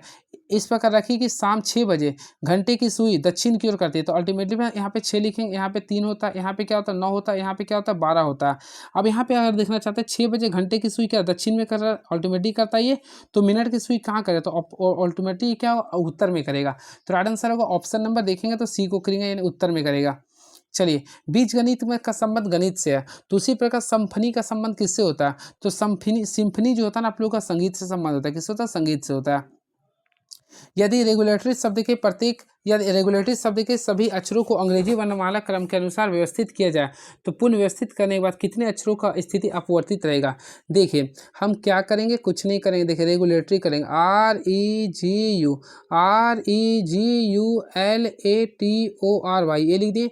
और हम लोग इसको असेंडिंग ऑर्डर में बदलने का प्रयास करेंगे। तो फ्रेंड्स, सबसे पहले अगर हम लोग देखना चाहते हैं तो रेगुलेटरी तो लिख दिए, अब इसको सजाने का काम करेंगे। तो फ्रेंड्स, सबसे पहले देखिए तो हम लोग ए लिखेंगे, फिर क्या लिखें? ई लिखेंगे, फिर लिखेंगे हम लोग जी लिखेंगे, एल लिखेंगे, उसके बाद ओ लिखेंगे, फिर आर लिखेंगे। आई होप क्लियर हो रहा होगा। फिर आर लिखेंगे, उसके बाद हम लोग लिखेंगे आर के बाद क्या आ रहा है? टी आ रहा है, फिर यू आ रहा, वाई। अब देखेंगे कौन कौन इंटरचेंज नहीं हुआ। तो देखेंगे सबसे पहले ये वाई सेम रह गया, उसके साथ साथ ई भी सेम रह गया, जी भी सेम हो गया, बाकी कुछ नहीं रहा। तो टोटल 3 हो गया। क्या हो गया? 3 हो गया। तो राइट आंसर करेंगे तो ऑप्शन नंबर डी को क्लिक कर देंगे। देखिए, वह विकल्प बताएं जो बाकियों से भिन्न है। तो इसमें भिन्न बताना है 25वां का। तो इसको देख लीजिएगा ना, तो राइट आंसर आएगा ऑप्शन नंबर डी आएगा। देखिए, ये सब सारे क्वेश्चन को स्किप वाला है, आप लोग खुद से कीजिएगा। ये क्वेश्चन इंपॉर्टेंस है। निम्नलिखित में कौन सा विकल्प तलस्थ अवस्था में परमाणु के इलेक्ट्रॉनिक विन्यास को सही दर्शाता नहीं है, यानी कि विलयन को नहीं दर्शाता है? तो देखिए, मैं आप लोगों को बताना चाहता हूँ। सबसे पहले देखिए, ये आप लोगों को पहला में जाना चाहिए। देखिए, डी ब्लॉक में जाना नहीं है। तो 2 2 4 6 10, 2 12 6 18, 18 2 20, 8 कितना होता है? 20 8 28, यानी पहला जो सो कर आप लोग को 28 बोले तो 28 में क्या होता है? तो 28 में जो भी तत्व होता है निकेल होता है। तो 28 के लिए निकेल कर ये देखें, 2 2 4 6 10, 2 12 12 6 18, 18 2 20, 20 है ना 29, यानी 29 यानी कॉपर को इसे करा। तो फ्रेंड देखिए, कॉपर के लिए बात करना चाहते थे, यहाँ पे आप लोगों को ये गलत हो गया। यहाँ पे देखिए, यहाँ पे क्या होता है ना, लास्ट में जाएगा डी ब्लॉक में जाते हैं तो कॉपर में आप लोग जाते हैं तो 3D10 होता है। आप लोग पढ़े भी होंगे, 3D10 होता है और 4S1 होता है, 4S1 होता है। तो ऑप्शन नंबर अगर बी करेंगे तो आप लोग को ऑप्शन नंबर बी ही गलत दिया, क्योंकि आप बाउ प्रिंसिपल के सिद्धांत के अनुसार ये गलत हो रहा है। क्लियर है? तो ऑप्शन नंबर बी आप लोग को गलत होगा। देखिए, कॉपर का इलेक्ट्रॉनिक कन्फिग्रेशन अगर आप लोग करते हैं ना, तो सबसे पहले लिखते हैं 1s2। क्या लिखते हैं? 1s2 लिखेंगे, फिर 2s2 लिखेंगे, फिर लिखेंगे 2p6 लिखेंगे, अगेन 3s2 लिखेंगे, फिर 3p6 लिखेंगे, फिर हम लोग क्या करेंगे 3D10 लिखते हैं, 3D10 लिखते हैं, उसके बाद हम लोग 4s1 लिखते हैं। यहाँ पे आप लोग को देख सकते हैं, यहाँ पे 3D9 लिख रहा था, इस वजह से आप लोग को ऑप्शन नंबर बी को क्लिक कीजिए, जो कि गलत अवस्था में दिया। क्लियर है? चलिए, एंड नेक्स्ट क्वेश्चन। तो निम्नलिखित में कौन सा यौगिक एक लुईस अम्ल के रूप में कार्य कर सकता है? तो देखिए, लुईस अम्ल के लिए बोलाना यौगिक के बारे में। तो फ्रेंड्स, सबसे पहले लुईस के लिए बात करना चाहते हैं, तो इसमें होगा BF3 होगा। BF3 जो होता है आप लोग का ना, ये आप लोग का लुईस अम्ल के रूप में कार्य करता है। आई होप आप लोग पढ़े होंगे। देखिए, अगर आप लोग बनाते हैं तो बी लिख देंगे, यहाँ पे एफ लिख देंगे, यहाँ एफ लिख देंगे, यहाँ पे एफ लिख देंगे। अगर आप लोग बनाते भी हैं तो इस स्टेप से आप लोग आ जाएगा। क्लियर है? चलिए, लोन पेयर इसमें आता है। अब बात करते हैं H2 का। तो H2 का शेप कैसा होता है? तो याद रखें, बेंट शेप होता है, या फिर V शेप भी लिख सकते हैं। चलिए, and next question is now 3 महीने के, देखिए मैथ्स का क्वेश्चन आ गया। 3 महीने के लिए 16% की वार्षिक दर पर 12,000 रुपये की धनराशि पर मिलने वाले चक्रवृद्धि ब्याज की गणना करें। ब्याज की गणना त्रैमासिक चक्रवृद्धि ब्याज पे करना। यहाँ पे आप लोग लास्ट में फोकस करते हैं, तो आप लोग यहाँ पे लिखा त्रिमासिक। याद रखिए, त्रिमासिक की बात करना चाहते हैं तो जो आप लोग का सबसे पहले जो रेट होता है उसको 4 से डिवाइड कर दीजिएगा। आई थिंक रेट आप लोग का 16 को 4 से डिवाइड करेंगे तो क्या होगा? 4% हो गया। क्लियर है? और ये टाइम की बात करना चाहते हैं तो उसे 4 से गुना करिए, तो 3 महीना को 4 से गुना करेंगे तो टोटल आएगा 12 महीना। 12 महीने यानी 1 वर्ष आएगा। क्या आएगा? 1 वर्ष आएगा। क्लियर है? अब इसी के अकॉर्डिंग हम लोग बनाने का प्रयास करेंगे। तो देखते हैं क्या क्वेश्चन लिख रहा है, उसी के अकॉर्डिंग मैं बता दूंगा। सबसे पहले CI निकालना है। तो देखिए, 4% हो गया था ना, 4% को निकालना है। तो फ्रेंड्स, यहाँ पे सॉल्व करेंगे तो 1/25 आ गया। अब देखते हैं, तो यहाँ पे चक्रवृद्धि ब्याज निकालना है। तो यहाँ पे सिंपल है ना, देखिए आप लोग टोटल 12,000 था ना, तो 12,000 का हम लोग क्या करेंगे, यहाँ पे 12,000 था, इसी का 4% निकाल दीजिए ना। तो 4% निकालना 4/100 कर देंगे, क्योंकि एक ही वर्ष था। 0 0 काट दिए, 0 0 काट दिए, तो 12 को 4 से गुना करेंगे, कितना है? 48 आ गया। यहाँ पे 0 यानी 480 रुपये आएगा। ऑप्शन है बिल्कुल। तो ऑप्शन नंबर हम लोग बी को, ए को क्लिक कर देंगे। Option number A is the right answer. सबसे ईजी क्वेश्चन था ये। देखिए, एक घनाभ के आयतन में कुल प्रतिशत परिवर्तन क्या है यदि इसकी लंबाई या चौड़ाई में क्रमशः 15% और 20% की कमी कर दिया जाए, जबकि ऊंचाई में 60% की वृद्धि कर दें। तो फ्रेंड देखिए, सबसे पहले आप लोग को पता होगा, देखिए आयत का आयतन क्या, घनाभ का आयतन क्या होता है, length into breadth into height होता है। क्लियर है। तो देखिए सबसे पहले इसमें देखिए लंबाई में 15% की कमी कर रहा है, तो 15 को हम लोग तोड़ने का प्रयास करेंगे, तो 15/100 करेंगे तो 3/20 कर देंगे। आई होप क्लियर हुआ होगा। लेकिन आई रिपीट, इसमें 25% का फिर कमी कर रहा, तो यहाँ पे करेंगे 25 चौक 4 से ये 3 हो रहा, और फिर 60% की वृद्धि करें तो 60/100 करेंगे, तो यहाँ पे 3/5 आ गया। क्या आ गया? 3/5। अब देखते हैं सॉल्व कैसे करना है। सबसे पहले देखिए इसका बेस प्राइस कितना था, तो 20 था, तो 20 था, यहाँ पे 3 रुपये माइनस हो गया, तो यानी 17 बच गया। अगेन यहाँ पे बेस था 4, 4 में से घटा दिए 3 आ गया, फिर यहाँ पे 5 था, यहाँ पे वृद्धि कर दिया, तो 5 में 3 बढ़ा दिए 8 हो गया। अगर आप लोग सॉल्व करते तो यहाँ पे देखिए 20 चौक कितना हो गया 80, 80 को 5 से गुना करेंगे तो 400 आ गया। ये 400 आ गया। 17 थी 51, 51 को 8 से गुना करें तो 8, यानी कि 408 आ जाएगा। अब देखेंगे दोनों के बीच डिफरेंस कितना के बीच आया, तो 400 में 408, यानी टोटल 8 का डिफरेंस आ गया। ठीक है। अब सीपी अगर यानी बेसिक प्राइस कितना था, बेसिक कितना था 400 इंटू 100 कर दें, 0 0 करें, 4 2 नहीं 2 यानी 2 आ जाएगा। तो आठ से करें तो 2% की वृद्धि होगा, तो ऑप्शन है बिल्कुल, तो ऑप्शन नंबर डी, यानी ऑप्शन नंबर डी को क्लिक करें, 2% की वृद्धि होगा, तो ऑप्शन नंबर डी को क्लिक कर देंगे। एक त्रिभुज का क्षेत्रफल 486 सेंटीमीटर स्क्वायर है, इसकी भुजाएं 3:4:5 में है, तो त्रिभुज की परिधि क्या होगा। फ्रेंड्स अगर आप लोग थोड़ा सा कंसंट्रेट करते हैं तो 3 4 5 का एक ट्रिपलेट है, तो ट्रिपलेट जब भी होता है तो हम लोग समकोण त्रिभुज का यूज करते हैं, तो हम लोग समकोण त्रिभुज यूज कर देंगे। हम लोग जानते हैं इसका क्षेत्रफल क्या होता है, half into breadth, sorry half into perpendicular into base होता है। तो परपेंडिकुलर आप लोग का 3x हो गया और बेस आप लोग का 4x होगा। ये तीनों का वैल्यू जो लिख रहा है आप लोग के सामने 486 लिख रहा है। क्लियर है। अब सॉल्व कर लीजिए ना ये, तो 2 का टेबल में आप लोग का 4 कितना बन रहा था, 4 आता है 2 बार में। ठीक है। तो 3 दूनी 6, यानी कि 6x² का वैल्यू अगर देखेंगे तो टोटल आप लोग 486। तो फ्रेंड्स यहाँ 6 का टेबल में देखेंगे तो टोटल आ रहा है 81 बार में। अब बताइए x² का वैल्यू कितना आ रहा है, 81 आ रहा। तो हम लोग का x² का वैल्यू देखिए, x² का वैल्यू 81 आ गया। तो आप बताइए x का वैल्यू क्या आएगा, अंडर रूट है तो हम लोग क्या लिखेंगे 9 आएगा, तो राइट आंसर आएगा 9। लेकिन हम लोग को निकालना क्या था, इसका भुजाएं निकालना था। तो x का वैल्यू जब 9 आया है तो परिधि निकालना। तो परिधि के लिए क्या कीजिए, देखिए सिंपल मैं आप लोग को बताना चाहता हूँ। देखिए 3 है तो यहाँ पे 3 प्लस क्या है, ये 4 है प्लस 5, ये पाँचों को सम कर दीजिए। और आप लोग का x का वैल्यू मैं कितना लाया था, 9 से गुना कर दिए। तो देखिए 5 4 9 3 12, 12 को 9 से गुना करेंगे तो 12 9 108 होता है। तो राइट आंसर होगा 108 सेंटीमीटर। ऑप्शन है बिल्कुल, तो ऑप्शन नंबर डी को क्लिक कर देंगे। आई होप मजा आ गया होगा सीखने में। चलिए नेक्स्ट क्वेश्चन। 110 मीटर और 140 मीटर लंबाई वाले दो ट्रेन क्रमशः पी और क्यू विपरीत दिशा में समांतर पटरियों पर चल रही है। ट्रेन पी 70 किलोमीटर प्रति घंटा की चाल से चल रही है और ट्रेन क्यू को पार करने में 5 सेकंड का समय लेती है। तो क्यू की चाल ज्ञात करना। अल्टीमेटली आप लोग बना लिए होंगे। सबसे पहले आप लोग को निकालना पड़ेगा समय। देखिए 140 मीटर था और 110 मीटर था। ठीक है। अब यहाँ पे देखिए समांतर पटरियों पे चल रही है। ट्रेन पी 70 किलोमीटर प्रति घंटा की चाल से चल रही है और ट्रेन क्यू को पार करने में 5 सेकंड का समय लेती है। तो समय हम देखिए यहाँ पे समय ले रही है, तो समय बराबर क्या होता है, कुल दूरी बटा कुल समय। तो कुल दूरी यानी 110 और 150 को 140 को जोड़ देंगे तो होपफुली आप लोग के सामने आएगा 250। 250 आ गया। अगला का समय नहीं पता और देखिए विपरीत दिशा में चल रहा, तो एक का आप लोग का स्पीड जो लिख रहा है 70, तो 70 लिख देंगे। अगला का नहीं पता था तो हम मान लेते हैं एक्स मान ले, सॉरी क्यू है ना, तो क्यू ही मान लेते हैं। यहाँ देखिए ये क्यू मान लें। अब देखिए किलोमीटर पर आवर में था तो मीटर पर सेकंड में बदलने के लिए 5/18 से गुना कर दिया, यानी 5/18 हो गया। अब सॉल्व कर लीजिए। तो 5 का टेबल में 250 कितना बार आएगा, 50 बार में। ठीक है। अब आप लोग सॉल्व कीजिए ना, 5 का पावर में 50 10 बार में आएगा। अब देखिए 18 को 10 से गुना करेंगे, तो 18 को 10 से गुना करेंगे तो होपफुली आप लोग बीच में आएगा 180 आएगा।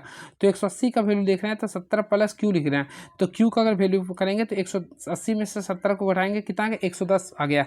तो क्यू का जो रफ्तार आया 110 किलोमीटर पर आवर। क्लियर है। तो राइट आंसर करेंगे तो 110 किलोमीटर पर आवर, जो कि ऑप्शन नंबर डी को क्लिक कर देंगे। चलिए again I repeat, next question is now. तो नेक्स्ट क्वेश्चन देखते हैं क्या लिख रही है। मैथ्स भी अच्छा ही बता रहे होंगे आप लोगों को शायद, अब बाकी आप लोग पर डिपेंड है कि आप लोग सीख रहे हैं या फिर रिवीजन कर रहे हैं या नहीं। देखिए ये क्वेश्चन थोड़ा सा आप लोग को लास्ट में बताएंगे। ठीक है। चलिए 34 देखते हैं क्या लिख रही है। देखिए ये तो आप लोग खुद से बना सकते हैं। एक दुकानदार ने 28 रुपये प्रत्येक घड़ी के हिसाब से 3 कलाई घड़ियाँ बेची है। यदि उसमें से ये घड़ियाँ क्रमशः 40%, 25% और 12% के लाभ पर बेची है तो कुल लाभ परसेंट क्या होगा। कुछ नहीं करना फ्रेंड, कुछ भी नहीं करना। देखिए टोटल 3 कलाई घड़ी था और इसको कितना 2800 में बेचा है, तो 2800 को 3 से गुना करेंगे तो 28 क्या होता है 84। तो 8400 रुपये आप लोग का ये आ गया टोटल। आई थिंक विक्रय मूल्य आ गया। अब देखिए बेच रहे हैं इसको, तो यहाँ पे लिख रहा है देखिए 2800 का पहला हम अगर देखना चाहते हैं तो ये बेचा 40% के प्रॉफिट पे, तो 140/100 कर देंगे। अगेन आप लोग क्या कीजिए, जो 2800 है तो 2800 को हम लोग 25% यानी 125/100 पे बेच देंगे। फिर हम लोग क्या करेंगे, जो आप लोग का 2800 है तो 2800 को 12% यानी 112/100 पे हम लोग बेच देंगे। अगर हम लोग इसको पूरे सॉल्व करेंगे तो टोटल आएगा 6740। क्या आएगा, 6740। आई थिंक आप लोग देखना चाहते हैं तो यहाँ पे हम लोग देखेंगे, यहाँ पे सबसे पहले एसपी, तो एसपी का वैल्यू क्या आया था, तो देखेंगे 8400 आया था, 8400 आ गया था। बात करते हैं सीपी का, तो सीपी का फ्रेंड देखेंगे 6740 आ गया। तो हम लोग प्रॉफिट निकालेंगे तो SP minus CP, I think 8400 में से 6740 को घटाएंगे तो आएगा 1660। क्या आएगा, 1660। हम लोग प्रॉफिट परसेंट निकालेंगे तो प्रॉफिट परसेंट का वैल्यू था 1660। देखिए 1660/6740 इंटू क्या करेंगे 100, इसको सॉल्व करते हैं तो 24.62 आएगा। क्लियर है, और भी पॉइंट्स में लाइएगा तो इसका राइट आंसर आएगा 0.2462% में आएगा। तो ऑप्शन है, तो ऑप्शन के अकॉर्डिंग चलते हैं ना, तो ऑप्शन नंबर बी होगा आंसर। चलिए, मुस्लिम लीग की स्थापना कब की गई थी, तो फेमस ये देखिए, मुस्लिम लीग की स्थापना जो किया गया था 1906 में किया गया था। ऑप्शन है बिल्कुल, तो ऑप्शन नंबर बी को क्लिक करेंगे। याद रखिएगा मुस्लिम लीग का जो गठन हुआ था 30 दिसंबर, देखिए मैं लिख देता हूँ, इसका जो गठन हुआ था 30 दिसंबर 1906 को हुआ था। कहाँ पे हुआ था, तो ढाका के नवाब सलीम उल्लाह के अध्यक्षता में किया गया था। क्लियर है, और मुस्लिम लीग की स्थापना आगा खान और समील उल्लाह द्वारा ढाका में किया गया था। इस चीज़ को आप लोग को ध्यान में रखना पड़ेगा। क्लियर है, और इस समय लॉर्ड मिंटो को उसमें वाइसराय थे। क्लियर, इस चीज़ को आप लोग को ध्यान में रखना पड़ेगा। बातें करना चाहते हैं 1917, तो फ्रेंड्स 1917 में गांधी जी ने चंपारण सत्याग्रह चलाया था। वही 1914, तो 1914 कुछ फेमस है वैसा। प्रथम विश्व युद्ध हुआ था 1912 में नई दिल्ली भारत की राजधानी बन गया था। क्लियर है, इस चीज़ को भी आप लोग को ध्यान में रखना पड़ेगा। चारों वेदों में सबसे पुराना वेद क्या है, तो फ्रेंड्स सबसे पुराना वेद होता है ऋग्वेद। कौन सा होता है, ये ऋग्वेद होता है। चलिए, भारत में अधिकांश क्रोमाइट भंडार कहाँ पाए जाते हैं, तो भारत में मैक्सिमम जो क्रोमाइट पाए जाते हैं तो ये पाए जाते हैं उड़ीसा में। कहाँ पाए जाते हैं, उड़ीसा में। इस चीज़ को भी आप लोग को ध्यान में रखना पड़ेगा। क्लियर है, तो भारत में अधिकतम क्रोमाइट भंडार उड़ीसा में पाए जाते हैं। क्लियर है, आइए उड़ीसा में कहाँ से पाए जाते हैं, तो कोइंझर और कटक में पाए जाते हैं। कोइंझर और कटक में पाए जाते हैं। चलिए नेक्स्ट क्वेश्चन, कौन सा वायु संगीतक वाद्य यंत्र नहीं है, तो यहाँ पे बोलना है कौन सा संगीतक वायु संगीतक वाद्य यंत्र नहीं है, तुरही, सैक्सोफोन, खोल या शहनाई। तो देखिए इसमें आप लोग को मैं बताना चाहता हूँ खोल जो होता है एक प्रकार का वाद्य यंत्र नहीं है। तो ऑप्शन नंबर देखेंगे तो ऑप्शन नंबर सी को क्लिक कर देंगे। होपफुली आप लोग को ये क्लियर हुआ होगा। क्लियर है, चलिए एंड नेक्स्ट क्वेश्चन, तो देखते हैं नेक्स्ट क्वेश्चन आप लोग के बीच में क्या लिख रहा है ये, तो देखते हैं क्या लिखते हैं ये। तो नेक्स्ट क्वेश्चन ये रहा, भारत का प्रायद्वीपीय पठार सबसे पहले किस महाद्वीप का नाम था। भारत का प्रायद्वीपीय पठार सबसे पहले किस महाद्वीप का भाग था बोरा। तो फ्रेंड्स याद रखिए, मैं कल वीडियो में बताया था, तो भारत का प्रायद्वीपीय पठार इससे पहले किस भाग था, अफ्रीका का था। किस महाद्वीप का पार्ट था, तो अफ्रीका का था। तो याद रखिएगा, भारत का प्रायद्वीपीय पठार पहले अफ्रीका महाद्वीप का भाग था। क्लियर है, गोंडवाना महाद्वीप के टूटने और बहने से ही भारत के प्रायद्वीपीय पठार बना है। ठीक है, बातें करना चाहते हैं गोंडवाना में, तो फ्रेंड्स याद रखिए गोंडवाना महाद्वीप में आते हैं सबसे पहले अंटार्कटिका आते हैं। देखिए अंटार्कटिका आते हैं, ये चीज़ को याद रखिएगा। उसके बाद आप लोग आते हैं साउथ अमेरिका, यानी कि साउथ अमेरिका आते हैं। ठीक है, उसके बाद आप लोग अफ्रीका आते हैं, फिर मेडागास्कर आते हैं, उसके बाद आप लोग इंडिया आते हैं, ऑस्ट्रेलिया आते हैं, न्यू गिनी आते हैं, न्यूजीलैंड आते हैं। ठीक है, चलिए नेक्स्ट क्वेश्चन, नीचे भारत की पंचवर्षीय योजनाएं उनकी अवधि के साथ दी गई है, तो निम्नलिखित में कौन सी सही सुमेलित है। तो देखते हैं पंचवर्षीय योजना के बारे में जो दिया सही बता रहा। तो अल्टीमेटली पहला जो हुआ था, देखिए ये देखना पड़ेगा, ये तो गलत लिख रहा। देखिए मैं आप लोगों को पहला जो पंचवर्षीय योजना जो चला था वह 1951 से लेकर 1956 के बीच में चला था। सेकंड जो चला था वह 1956 से लेकर 1961 के बीच में चला था। थर्ड जो चला था 1961, देखिए 1961 से 1966 तक चला था। और फोर्थ जो चला था 1969 से 1974 के बीच में चला था। इसके अकॉर्डिंग चलना है। तो देखिए द्वितीय पंचवर्षीय योजना का लिख रहा है 1956 से 57, एक आप लोग का दूसरा गलत कर दीजिए। सेकंड 56 से 57 नहीं, हाँ 56 से है, ये भी सही लिख सकते हैं। सेकंड वाला आप लोग का सही लग रहा है। क्लियर है, सेकंड आप लोग का यानी पहला आप लोग का सही है। तृतीय भी आप लोग का तृतीय देखें, हाँ तीसरा भी सही है। तो चौथा आप लोग का गलत है। तो इसमें देखिए कौन सा सही है, तो ऑप्शन नंबर डी को क्लिक करें, यानी पहला और दूसरा तीसरा आप लोग का सही दिया हुआ। क्लियर है, चलिए अगला क्वेश्चन। और फ्रेंड्स मैं आप लोग बताना चाहता हूँ द्वितीय पंचवर्षीय योजना, देखिए द्वितीय पंचवर्षीय योजना का जो टेन्योर था 1956 से 1961 था। और ये पीसी महालनोबिस के मॉडल पे आधारित था। क्लियर है, उसका जन्म जो हुआ था 29 जून को हुआ था, इसलिए प्रत्येक वर्ष 29 जून को सांख्यिकी दिवस भी मनाते हैं। चलिए और क्या देखते हैं, दी गई श्रृंखला में स्थान पे बताइए। 23 देखिए, 23 में 21 जोड़ेंगे तो 44 आएगा, फिर 21 जोड़े 81, 86 में अगर 21 जोड़ेगा तो 107 आएगा।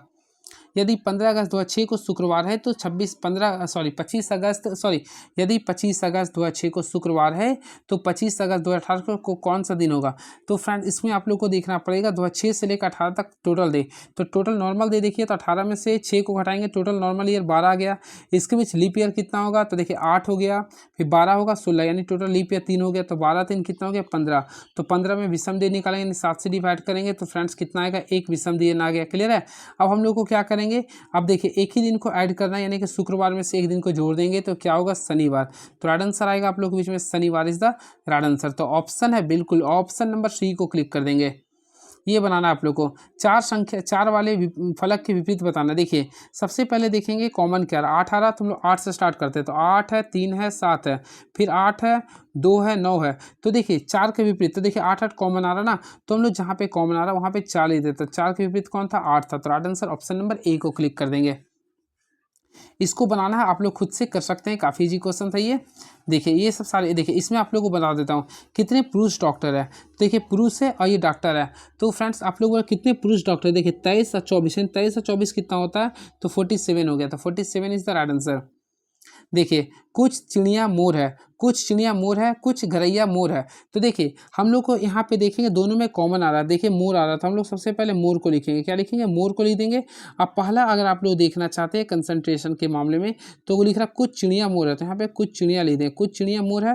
फिर लिख रहा कुछ गौरैया मोर है, यहाँ पे गौरैया लिख दें। अब देखिए यहाँ पे लिख रहा कुछ मोर गरैया है, देखिए कुछ मोर गरैया अल्टीमेटली सही है, कुछ मोर चिड़िया है तो कुछ मोर, दोनों सही हो गया। तो right answer option A and B दोनों आप लोग का सही हो, दोनों निष्कर्ष सही हो जाएगा।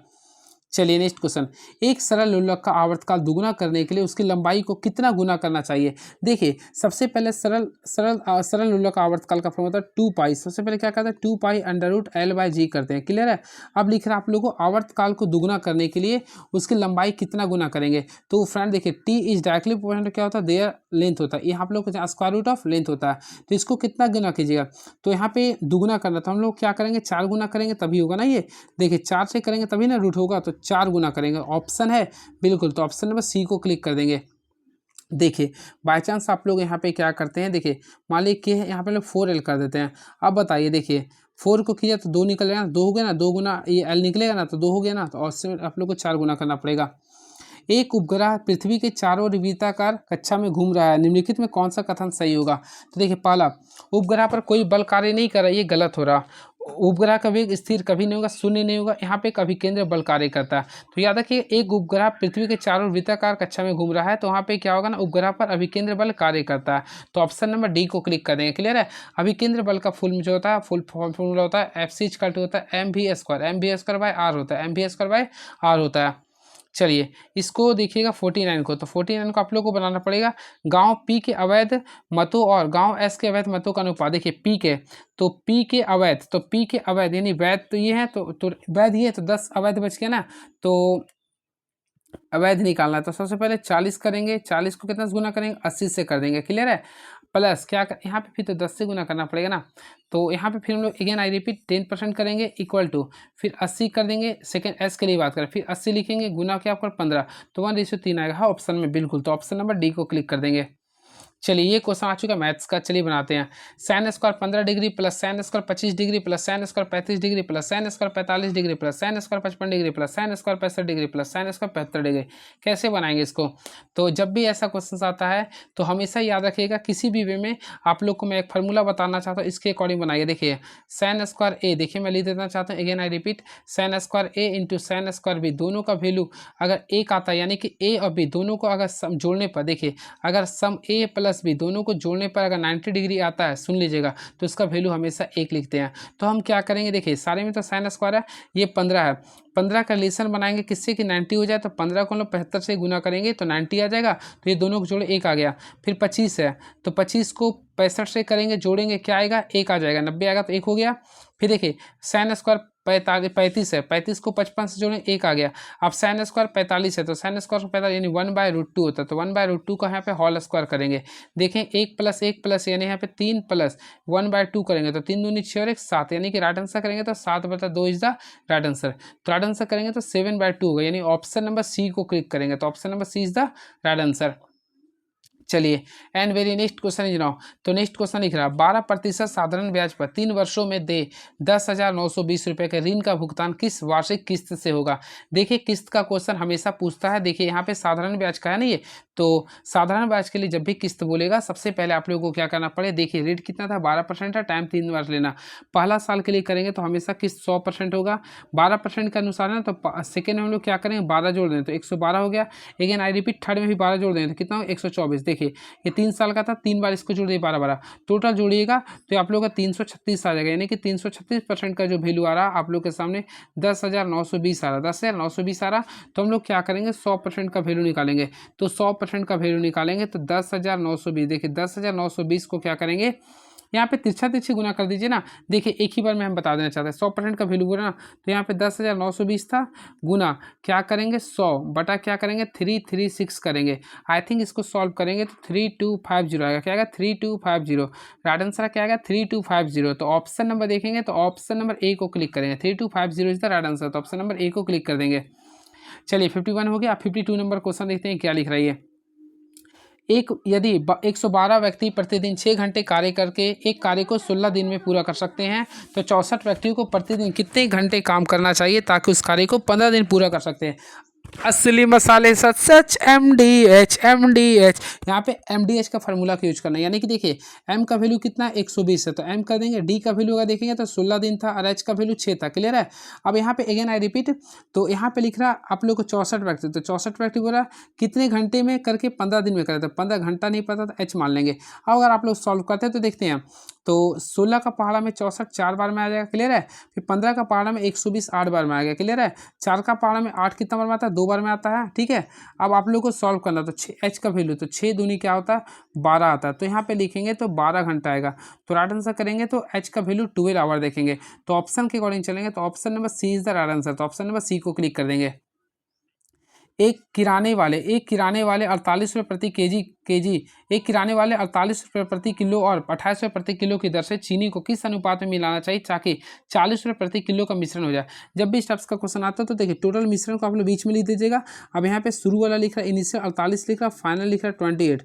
अब देखेंगे दोनों का डिफरेंस देखेंगे तो 40 में से 28 को घटाएंगे तो फ्रेंड्स देखिए हम लोग दोनों का डिफरेंस लेंगे।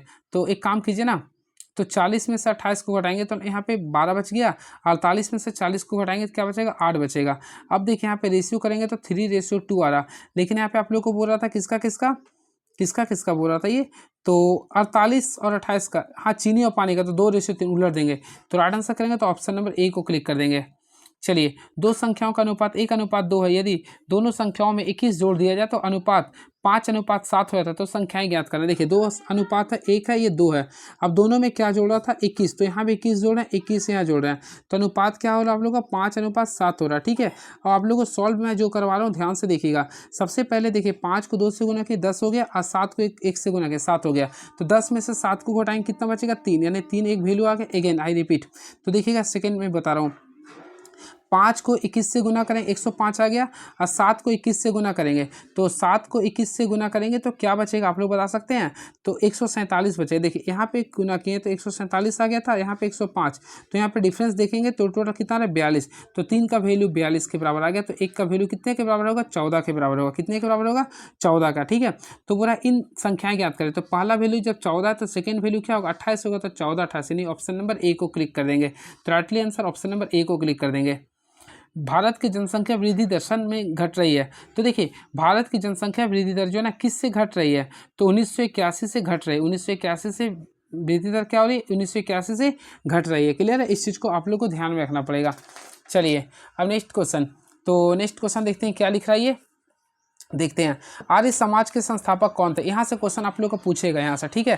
तो फ्रेंड्स मैं आप लोग को एक बार हम्बल रिक्वेस्ट करना चाहता हूँ, अगर आप लोग जीएस का प्रिपरेशन करते हैं तो अगर आप लोग पढ़ते हैं तो मैक्सिमम स्टूडेंट तो मैं जानता हूँ उत्कर्ष से पढ़ते हैं, वहाँ का तो कंटेंट काफ़ी लाभदायक है। लेकिन आप लोग कभी SGI कंपटीशन क्लास में जाके देखिए रोहित सर से, उनसे अगर आप लोग पढ़ लेते हैं जीएस तो काफ़ी फ्रूटफुल आप लोग का होगा। तो मैं रिक्वेस्ट करता हूँ आप लोग वहीं से पढ़िएगा जीएस, ठीक है। मैं खुद वहीं का स्टूडेंट रहा हूँ। आर्य समाज के संस्थापक कौन थे, तो देखिए आर्य समाज के संस्थापक कौन है, तो फ्रेंड्स मैं आप लोगों को बताना चाहता हूँ आर्य समाज। तो आर्य समाज के संस्थापक कौन थे, दयानंद सरस्वती थे। कौन थे, दयानंद सरस्वती थे। तो ऑप्शन नंबर ए को क्लिक करेंगे। चलिए कुछ क्वेश्चन एक्स्ट्रा फैक्ट्स बताना चाहते हैं। दयानंद सरस्वती ने 1875 में, दयानंद सरस्वती ने 1875 में आर्य समाज की स्थापना किया था। इस चीज़ को याद रखेंगे आप लोग, क्लियर है। और आर्य समाज का जो मुख्यालय कहाँ पे, लाहौर में स्थापित किया गया था। इस चीज़ को भी आप लोग को ध्यान में रखना पड़ेगा। चलिए अगला क्वेश्चन देखते हैं क्या है ये। तो फ्रेंड रविंद्रनाथ टैगोर के बारे में आप लोग जानते हैं, इन्होंने इन गीतांजलि के लिए क्या क्या, क्या मिला था। तो फ्रेंड गीतांजलि के लिए से क्या मिला था, आई थिंक मिला था नोबेल पुरस्कार, क्लियर है। चलिए स्वामी विवेकानंद शिकागो के सम्मेलन में कब गए थे, तो आई थिंक 1893 में गए थे। ये भी आप लोग के लिए इंपॉर्टेंट है। चलिए भारत ने पहली बार एशियाई खेलों का मेजबानी किस वर्ष की थी, तो ये काफ़ी फेमस क्वेश्चन है और काफ़ी लल्लन टॉप क्वेश्चन है ये। तो भारत ने पहली बार एशियाई खेलों का जो मेजबानी किया था 1991 में किया था, 1991 में। तो ऑप्शन नंबर डी को क्लिक कर देंगे। आई होप आप लोग पढ़े भी होंगे, क्लियर है। तो ऑप्शन नंबर ए को क्लिक कर देंगे। चलिए कुछ एक्स्ट्रा फैक्ट्स बताना चाहता हूँ। देखिए अप्पू भारत हाथी एशियाई खेलों के लिए इस्तेमाल किए जाने वाला पहला शुभंकर था। क्वेश्चन आता है पहला के लिए क्या शुभंकर का था, तो अप्पू। पहला के लिए क्या था, अप्पू। पहला के लिए शुभंकर था, ठीक है। और एशियाई खेलों का प्रतीक चिन्ह जो होता है उगते हुए सूरज के साथ एक दूसरे के जुड़े हुए छल्ले होते हैं, क्लियर है। और याद रखिएगा एशियाई खेलों के आदर्श वाक्यों को भारत के प्रधानमंत्री जवाहरलाल नेहरू ने जारी किए थे। इस चीज़ को भी आप लोग याद रखिएगा।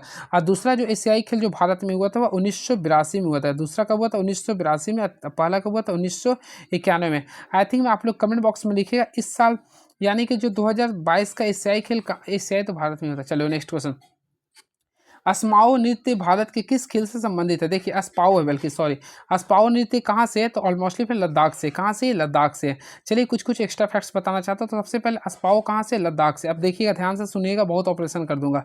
सबसे पहले कुछ क्वेश्चन बताना चाहता हूँ। कच्छ, कच्छ तो लद्दाख में, कच्छ का वैसा कुछ तो है नहीं। लद्दाख सौराष्ट्र वैसा है, बुंदेलखंड।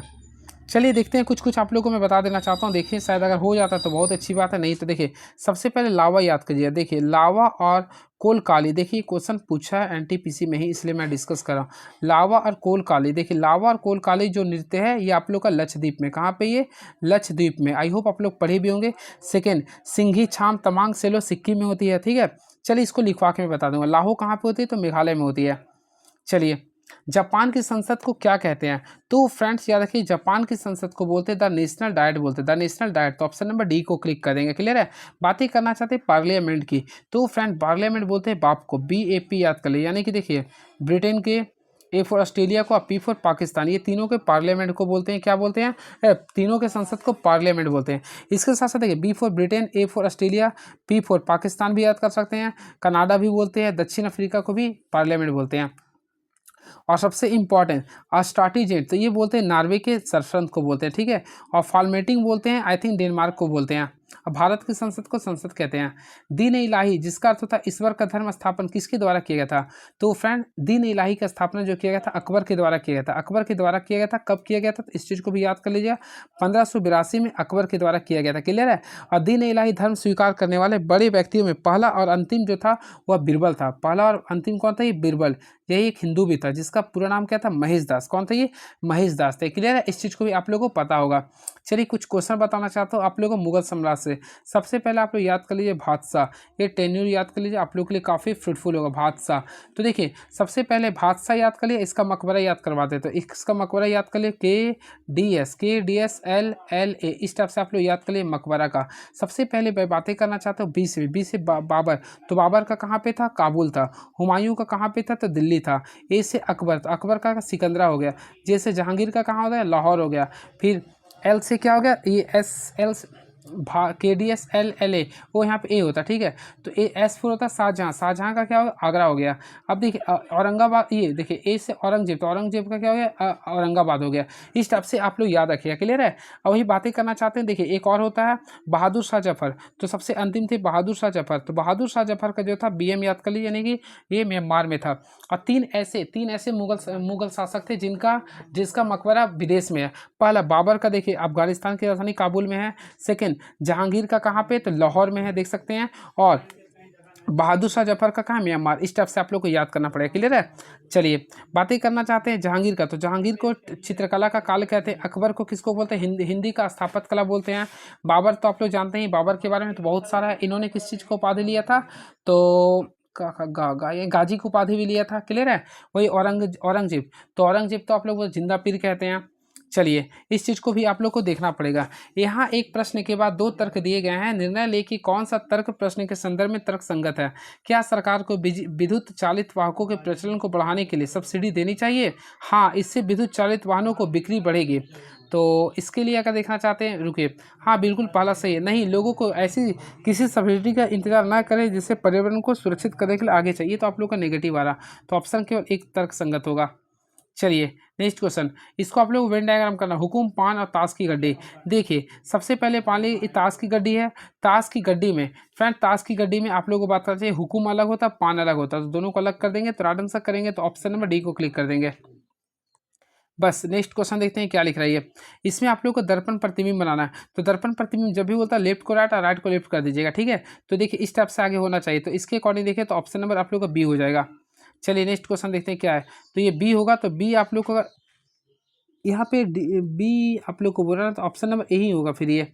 चलिए इस चीज़ को भी देख लीजिएगा, ये सब सारे इजी क्वेश्चन इसलिए मैं स्किप कर। देखिए निम्नलिखित में कौन सा कथन ओजोन परत के बारे में सही नहीं है, यहाँ पे नहीं बोल रहा। ओजोन परत समताप मंडल में पाई जाती है, तो ऑलमोस्टली फ्रेंड ये आप लोग का बिल्कुल सही है, 67 का ये, ठीक है। तो ये समताप मंडल में पाई जाती है। ओजोन परत सूर्य से आने वाले हानिकारक पराबैंगनी किरणों को अवशोषित करते, बिल्कुल सही है। क्लोरोफ्लोरोकार्बन ओजोन परत की क्षरण के लिए मुख्य रूप से जिम्मेदार है, बिल्कुल सही है। ओजोन परत पृथ्वी के ग्रीन हाउस के लिए मुख्य जिम्मेदार है, नहीं, ग्रीन हाउस के लिए नहीं होता है। देखिए सबसे पहले आप लोग पढ़ेंगे पृथ्वी का जो वायुमंडल उसे कुल 5 लेयर में बांटा गया। देखिए एक होता है क्षोभ मंडल, एक होता है समताप मंडल, एक होता है मध्य मंडल, एक होता है आयन मंडल और एक होता है वायुमंडल। ये होता है, मैं आप लोग को बताना चाहता हूँ इसमें समताप मंडल जो होता है, देखिए ये आप लोग का क्षोभ मंडल हो गया, यहाँ समताप मंडल। तो समताप मंडल में जो ओजोन परत का जो पार्ट्स पाया था वो 85% और 15% आप लोग को क्षोभ मंडल में पाया था, ये याद रखिएगा, ठीक है। तो समताप मंडल में पाया था, पराबैंगनी किरणों को सारे सही थे। और फ्रेंड्स याद रखिए ओजोन परत के बचाव के लिए एक सम्मेलन किया गया था, जो कि 16 सितंबर को किया गया था। 16 सितंबर 1987 में किया गया था मॉन्ट्रियल में, तो इसलिए मॉन्ट्रियल प्रोटोकॉल भी कहा जाता है, क्लियर है। चलिए एंड वेरी नेक्स्ट क्वेश्चन, इसलिए 16 सितंबर को ओजोन दिवस मनाते हैं। निम्नलिखित में कौन सा प्रोग्रामिंग भाषा ऑब्जेक्ट ओरिएंटेड प्रोग्रामिंग ओरिएंटेड का समर्थन नहीं करती है। तो देखिए समर्थन नहीं करती है, तो इसमें अगर आप लोग देखना चाहते हैं तो राइट आंसर करेंगे तो सी आप लोग का सुटेबल नहीं होता। चलिए अगला क्वेश्चन देखते हैं क्या लिख रही है। तो नेक्स्ट क्वेश्चन आप लोगों के सामने ये रहा, मैथ्स का क्वेश्चन आ गया, देखते हैं। 20 सेंटीमीटर 32 सेंटीमीटर त्रिज्याएं वाले दो वृत्तों का केंद्र एक दूसरे से 60 डिग्री सेंटीमीटर की दूरी पर है। इन वृत्तों को सीधी उभयनिष्ठ स्पर्श रेखा की लंबाई और अनुप्रस्थ उभयनिष्ठ रेखा स्पर्श रेखा की लंबाई क्या होगी। कुछ नहीं करना, देखिए सबसे पहले यहाँ पे देखिए, मान लीजिए वृत्त है ये, क्लियर है। इसका केंद्रों के बीच की दूरी मान लीजिए कि क्या एक दूसरे पे दूरी पे है, एक दूसरे से दूरी कितना पे ही लिख रहा है। देखिए यहाँ से यहाँ पे दूरी मान लीजिए ये है दूरी लिख रहा है आप लोग के सामने 60 सेंटीमीटर की दूरी है, ठीक है। अब इसका त्रिज्या देख रहे हैं 20 है और इसका लिख रहा है 32 है, ठीक है। तो याद रखिएगा इसके लिए क्या फार्मूला यूज कीजिएगा। देखिए सीधी उभयनिष्ठ स्पर्शरेखा की लंबाई और उभयनिष्ठ अनुपात निकालना, कुछ नहीं करना है, कुछ भी नहीं करना है। देखिए इसके अनुपात निकालना ना, तो सबसे पहले मैं आप लोग को बताया था, देखिए आप लोग के लिए सीधी उभयनिष्ठ स्पर्शरेखा की लंबाई निकालना, यानी कि सीधी वाले की बात करना चाहते हैं। तो सीधी के लिए फार्मूला आप लोग सबसे पहले क्या कीजिए, आप लोग देखिएगा डिस्टेंस कितना था, तो डिस्टेंस का स्क्वायर करते हैं हैं, आप लोग पढ़े भी होंगे, डिस्टेंस का स्क्वायर करते हैं, बीच में हमेशा माइनस लेते हैं। और सीधी के लिए क्या करते हैं, जब भी सीधा रहता है तो दोनों का डिफरेंस लेते हैं। तो 32 में से 10 यानी कि 32 में से क्या करेंगे 20 है तो 20 का डिफरेंस का स्क्वायर कर दें, ये हो गया बाय। अगला के लिए क्या बोल रहा, अनुप्रस्थ काट के लिए बोल रहा। तो अनुप्रस्थ के लिए भी क्या करेंगे, सबसे पहले दोनों का डिस्टेंस लेंगे, 60 था, बीच में तो हमेशा माइनस ही लेते हैं। अब दोनों का डिस्टेंस को यहाँ पे सम कर देंगे, ठीक है, उभयनिष्ठ में हमेशा जोड़ देते हैं। तो 20 और 12 कितना होता है, तो अल्टीमेटली आप लोग पढ़े भी होंगे, तो 20 और 12 आई थिंक कितना होता है 52 होता है। तो यहाँ पे 52 का स्क्वायर कर देंगे। अब आप लोग सॉल्व कर लीजिए। तो यहाँ पे हम शॉर्टकट में सॉल्व कर देते हैं। देखिए सबसे पहले क्या करना है फ्रेंड्स, आप लोगों को कुछ नहीं करना, 60 का स्क्वायर करेंगे तो टोटल आएगा आई थिंक 3600 आएगा। फिर 32 में से 20 जाएगा तो 12 आएगा, तो 12 का स्क्वायर 144 आएगा। तो 3600 में से हम लोग 144 को घटाएंगे तो आई थिंक आएगा 3456 आएगा। अगेन 60 यानी कि 3600 आएगा, 3600 में से 52 का स्क्वायर करेंगे तो टोटल आएगा आप लोग को 896 आएगा, 896। अब दोनों का अंडर रूट लेंगे, तो अंडर रूट लेंगे तो टोटल जो वैल्यू आएगा आप लोग के बीच में 3√3/7 आएगा, 3√3/7। तो ऑप्शन नंबर ए को क्लिक करेंगे। यहाँ से आप लोग को फायदा ये हो कि आप लोग फार्मूला को रिकॉल कर ले, ठीक है। सीधी में क्या करते हैं, अगेन आई रिपीट, देखिए सीधी के लिए बोलेंगे तो आगे लिखते हैं डी स्क्वायर कर देंगे, माइनस तो करना ही है। और जो आप लोग का जो त्रिज्या दिया था यानी कि बड़ा में से छोटा वाला त्रिज्या को हमेशा क्या करेंगे स्क्वायर कर देंगे अंडर रूट में, ये सीधी के लिए होता है, क्लियर है। और उभयनिष्ठ क्लिक करते हैं तो हमेशा क्या करें, आगे तो डी स्क्वायर कर देंगे, माइनस करेंगे, दोनों के सम कर देंगे यानी R1 + R2 का होल स्क्वायर। 70 को स्किप कर रहे हैं, आप लोग के लिए क्वेश्चन था ये। देखिए 6 अंकों की संख्या 6745 के 2 ने के का वह अधिकतम मान ज्ञात कर जिससे कि संख्या 3 से विभाज्य हो जाए। तो फ्रेंड 3 से विभाज्य वही संख्या होता है जिसको जो भी डिजिट दिया ना सारे को जोड़ने पर वह 3 से कैंसिल हो जाए। तो हम लोग क्या करेंगे, टोटल जोड़ने का प्रयास करते हैं। देखिए क्या लिख रहा 6 7, तो यहाँ पे लिख रहा 6 फिर + 7 7 6 13, 13 4 17, 17 5 22 हो गया, 22 यहाँ पे के लिखना, 22 2 कितना होता है 24। अब 24 में बताइए आप क्या जोड़िएगा कि अधिकतम हो रहा है, 24 में क्या जोड़िएगा कि आप लोग का 9 से कट जाए, तो अधिकतम संख्या 9 जोड़ते हैं। तो 24 से 9 क्या होता है, तो अल्टीमेटली 33 होता है, 3 का टेबल में कट जाता है। तो राइट आंसर करेंगे तो हम लोग क्या करेंगे, ऑप्शन नंबर डी को क्लिक करेंगे, क्लियर है। चलिए एंड अगेन नेक्स्ट क्वेश्चन लीजिए, इसको कर लीजिएगा। देखिए ये क्वेश्चन आप लोग के लिए क्वाड्रेटिक इक्वेशन का क्लास 10th का है। चलिए इसको भी बनाते हैं, देखते हैं क्या लिख रहा है। यदि ए और बी समीकरण x² - x - 12 का मूल है तो यहाँ पे लिखा है a बड़ा है आप लोग का b से, तो x के पदों का वह द्विघात समीकरण ज्ञात करें जिसके लिए मूल 2a - 1 और 2b + 1 होंगे। कुछ नहीं करना, कुछ भी नहीं करना, सबसे पहले आप लोग इसको फैक्टराइजेशन के मेथड से सॉल्व कीजिए। तो यहाँ पे सॉल्व करेंगे तो आई थिंक करते हैं ना, देखिए x² कर देंगे, -4x कर देंगे +3x, यहाँ पे माइनस क्या करेंगे 12 = 0। तो फ्रेंड्स यहाँ पे सॉल्व करेंगे तो आप लोग के बीच में x + 3 आ जाएगा, फिर x - 4 आएगा, इक्वल टू क्या करेंगे 0। आई थिंक यहाँ पे x का वैल्यू निकालेंगे तो x का वैल्यू -3 आ गया और x का वैल्यू आ जाएगा 4 आएगा, तो -3 और 4 आ गया। अब देखिए यहाँ पे ए और बी का वैल्यू लिख रहा है तो आप लोग देखिए एक मान लीजिए देखिए दो वैल्यू आया, एक आया -3, देखिएगा थोड़ा सा, एक वैल्यू आया -3 और 4। यहाँ पे कंडीशन में लिखा ए बड़ा होता तो हम लोग ए को मान लेंगे 4 और बी को मान लेंगे -3। आई होप क्लियर हुआ होगा। अब क्वेश्चन के बाद 2a - 1 यानी कि 2a यानी कि 4 दूनी 8 में से गया 7 हो गया। अब 2b + 1 तो यहाँ पे 2 3 दूनी 6 + 1 यानी 6 में से 1 गया तो -5, ये आप लोग का आ गया और ये इसके अकॉर्डिंग सॉल्व करना है। तो फ्रेंड्स सॉल्व कीजिए आप लोग। तो फार्मूला क्या होता है, देखिए ये अल्फा हो गया, ये बीटा हो गया और हम लोग यूज करेंगे 7 और -5 आया ना, तो देखिए फार्मूला क्या होता है x² - अल्फा + बीटा होता है। तो अल्फा + बीटा इंटू क्या करें x + अल्फा इंटू बीटा होता है, क्लियर है। तो यहाँ पे x² कर देंगे माइनस, यहाँ पे था आप लोग का 7 था और -5 था, तो 7 में से 5 गया 2x बच गया, प्लस यहाँ पे दोनों को मल्टीप्लाई करें तो प्लस माइनस माइनस हो जाएगा, 7 × 5 = 35 होगा, बराबर क्या कीजिए 0। ये आप लोग का आंसर आएगा, यानी x² - 2x - 35 आएगा। तो ऑप्शन के अकॉर्डिंग चलते हैं, तो ऑप्शन नंबर देखते हैं, बी को क्लिक कर दीजिएगा। तो option number B is the right answer. चलिए 74 देखते हैं क्या लिख रहा। देखिए फिर वही क्वेश्चन आ गया, हम क्या बताए थे आप लोग को, एक फार्मूला को मैं बताया था। देखिए जब भी ऐसा क्वेश्चन आता है देखिएगा sin² A + sin² B, sin² A + sin² B का वैल्यू होता है 1। आई थिंक जब भी A और B यानी A और B को जोड़ने पर अगर 90 आता ना तो उसका स्क्वायर को जोड़ दे तो 1 आ जाएगा। देखिए 30 डिग्री या 30 और 60 को जोड़ देंगे तो यहाँ 1 आ गया। देखिएगा थोड़ा सा मैं बता रहा हूँ, ये 30 और 60 को जोड़ देंगे 1 आ गया, माइनस फिर प्लस कर सकते 40 और 50 को जोड़ें तो ये भी आप लोग को -1 हो गया। 45 और 45 को जोड़ेंगे तो भी 1 हो गया। 55 और 35 को जोड़ें ये भी आप लोग को 1 हो गया, लेकिन माइनस में था ये। 50 और 40 को भी जोड़ें तो भी ये माइनस में हो गया। अब देखिए ये कैंसिल हो गया, प्लस माइनस कैंसिल हो गया, तो आप लोग के सामने केवल और केवल क्या बच गया, एक और भी है क्या कहीं, देखते टोटल कितना बन रहा है, 1 2 3 4 5 6 7 8, यानी कि 4 का बनना चाहिए। देखिए ये 30 का रिलेशन बनाए हैं 60 से, तो दोनों का वैल्यू 1 हो गया। ये -40 का -50 से बनता है, माइनस माइनस प्लस यानी 1 बन गया। ये भी 45 का 45 45 90 यानी 1 बना देंगे, 1 + 1 में कर देंगे। फिर देखिए ये माइनस है, ये माइनस, इसका भी हम लोग क्या करेंगे, प्लस माइनस था ना, ये -1 में कर देंगे। अगर आप लोग सॉल्व करते तो ये कैंसिल हो गया, प्लस माइनस से कैंसिल, तो टोटल 0 आ गया। तो राइट आंसर करेंगे तो ऑप्शन नंबर सी को क्लिक कर देंगे। देखिए ऑरली बन जाता है। इंग्लिश चैनल और उत्तरी सागर को जोड़ने वाले प्रमुख जल डमरू मध्य का नाम क्या है? देखिए जीएस का क्वेश्चन आ गया, तो याद रखिएगा, इंग्लिश चैनल और उत्तरी सागर को जोड़ने वाला प्रमुख जल डमरू मध्य होता है डोबर जल डमरू मध्य होता है। क्या होता है? डोबर जल डमरू मध्य होता है। क्लियर है? बातें करना चाहते हैं हम लोग फ्लोरिडा जल डमरू मध्य का। तो फ्लोरिडा जल डमरू मध्य जो होता है वो मैक्सिको की खाड़ी और अंटार्कटिक महासागर को जोड़ता है। मैक्सिको की खाड़ी और अंटार्कटिक महासागर को जोड़ता है, जो कि अमेरिका और क्यूबा के बीच में स्थित है। क्लियर है? बातें करना चाहते हैं पाक जल संधि का। तो फ्रेंड पाक जल संधि सबसे ईजी है, भारत और श्रीलंका के बीच में स्थित है। क्लियर है? और नॉर्थ चैनल तो आप लोग पढ़े होंगे, ये उत्तरी आयरलैंड और पश्चिमी स्कॉटलैंड के बीच में होता है, जो कि आयरिश सागर और अटलांटिक महासागर को जोड़ता है। चलिए इसको आप लोग को अरेंज करना है। सबसे पहले फ्रेंड देखना चाहते हैं जालियांवाला बाग हत्याकांड। तो ये तो बच्चा था, भारत के बच्चा था, 13 अप्रैल 1919 को हुआ था। वही नेक्स्ट आप लोग का लिख रहा खिलाफत आंदोलन और सहयोग आंदोलन। तो ये आप लोग का जो हुआ था 1919 में स्टार्ट हुआ था। देखिए 1919 में से मान लीजिए कि 1922 तक जाएगा, खिलाफत और असहयोग भी 22 तक जाएगा। गांधी इरविन समझौता हुआ था 5 मार्च, देखिए 5 मार्च 1931 को हुआ था, 5 मार्च 1931 हुआ था। भारत छोड़ो आंदोलन कब हुआ था? तो फिर भारत छोड़ो आंदोलन हुआ था 8 अगस्त 1942 को हुआ था। चंपारण हुआ था 1917 में। अब आप लोग को मैच करना है सबसे पहले कौन आया था। तो देखेंगे हम लोग देखना चाहते हैं सबसे पहले आप लोग का चंपारण हुआ था, यानी कि सबसे पहले 5 को करेंगे।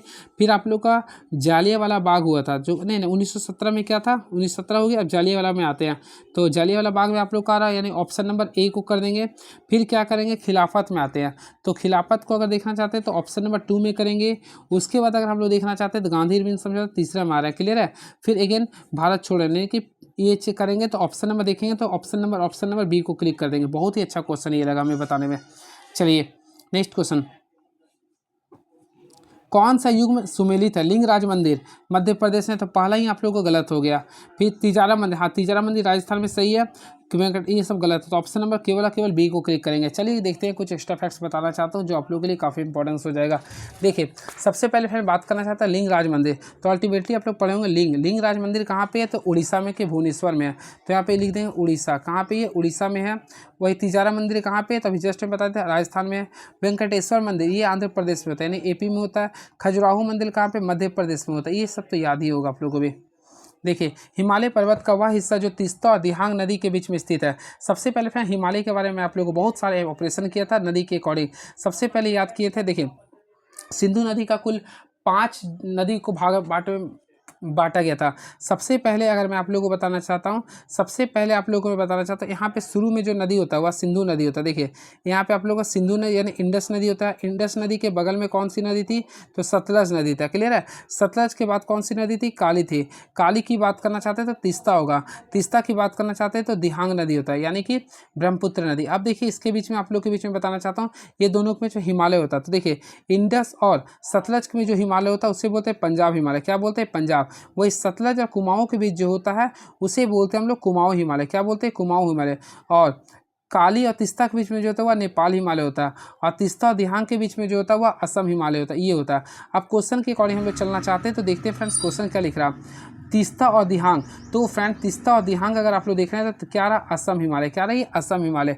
तो राइट आंसर होगा असम हिमालय। तो देखिए काफ़ी मैं अच्छे से बताने का प्रयास किया, तो Assam Himalaya option number B को क्लिक कर देंगे। क्लियर है? चलिए नेक्स्ट क्वेश्चन, निम्नलिखित में से किस राज्यों में सड़कों का घनत्व सबसे अधिक है? तो ये तो आप लोग जीएस का क्वेश्चन है, तो याद रखिएगा ऑप्शन के अकॉर्डिंग देखिए, जहाँ के लोग पढ़े लिखे वहीं पे होगा ना, तो केरल का।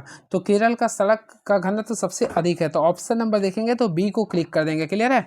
चलिए अगला क्वेश्चन देखते हैं क्या लिख रही है। फ्रेंड्स सड़क से कुछ क्वेश्चन आता है। देखिए सबसे पहले बात करते हैं सीमा सड़क संगठन, जिससे बोलते हैं BRO। तो बोर्ड रोड क्या लिखता है? Board road organisation. इसका स्थापना कब हुआ था? तो 7 मई 1960 को हुआ था। 7 मई 1960 को हुआ था। एक होता है NHAI, national highway of authority of India. इसका अभी कौन अध्यक्ष है? तो संतोष कुमार यादव है।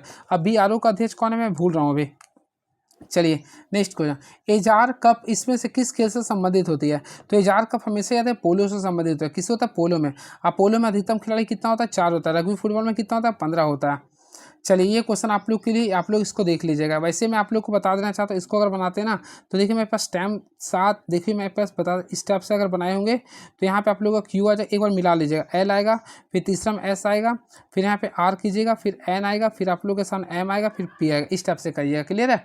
चलिए इसको देख लीजिएगा, आप लोग को बनाना पड़ेगा।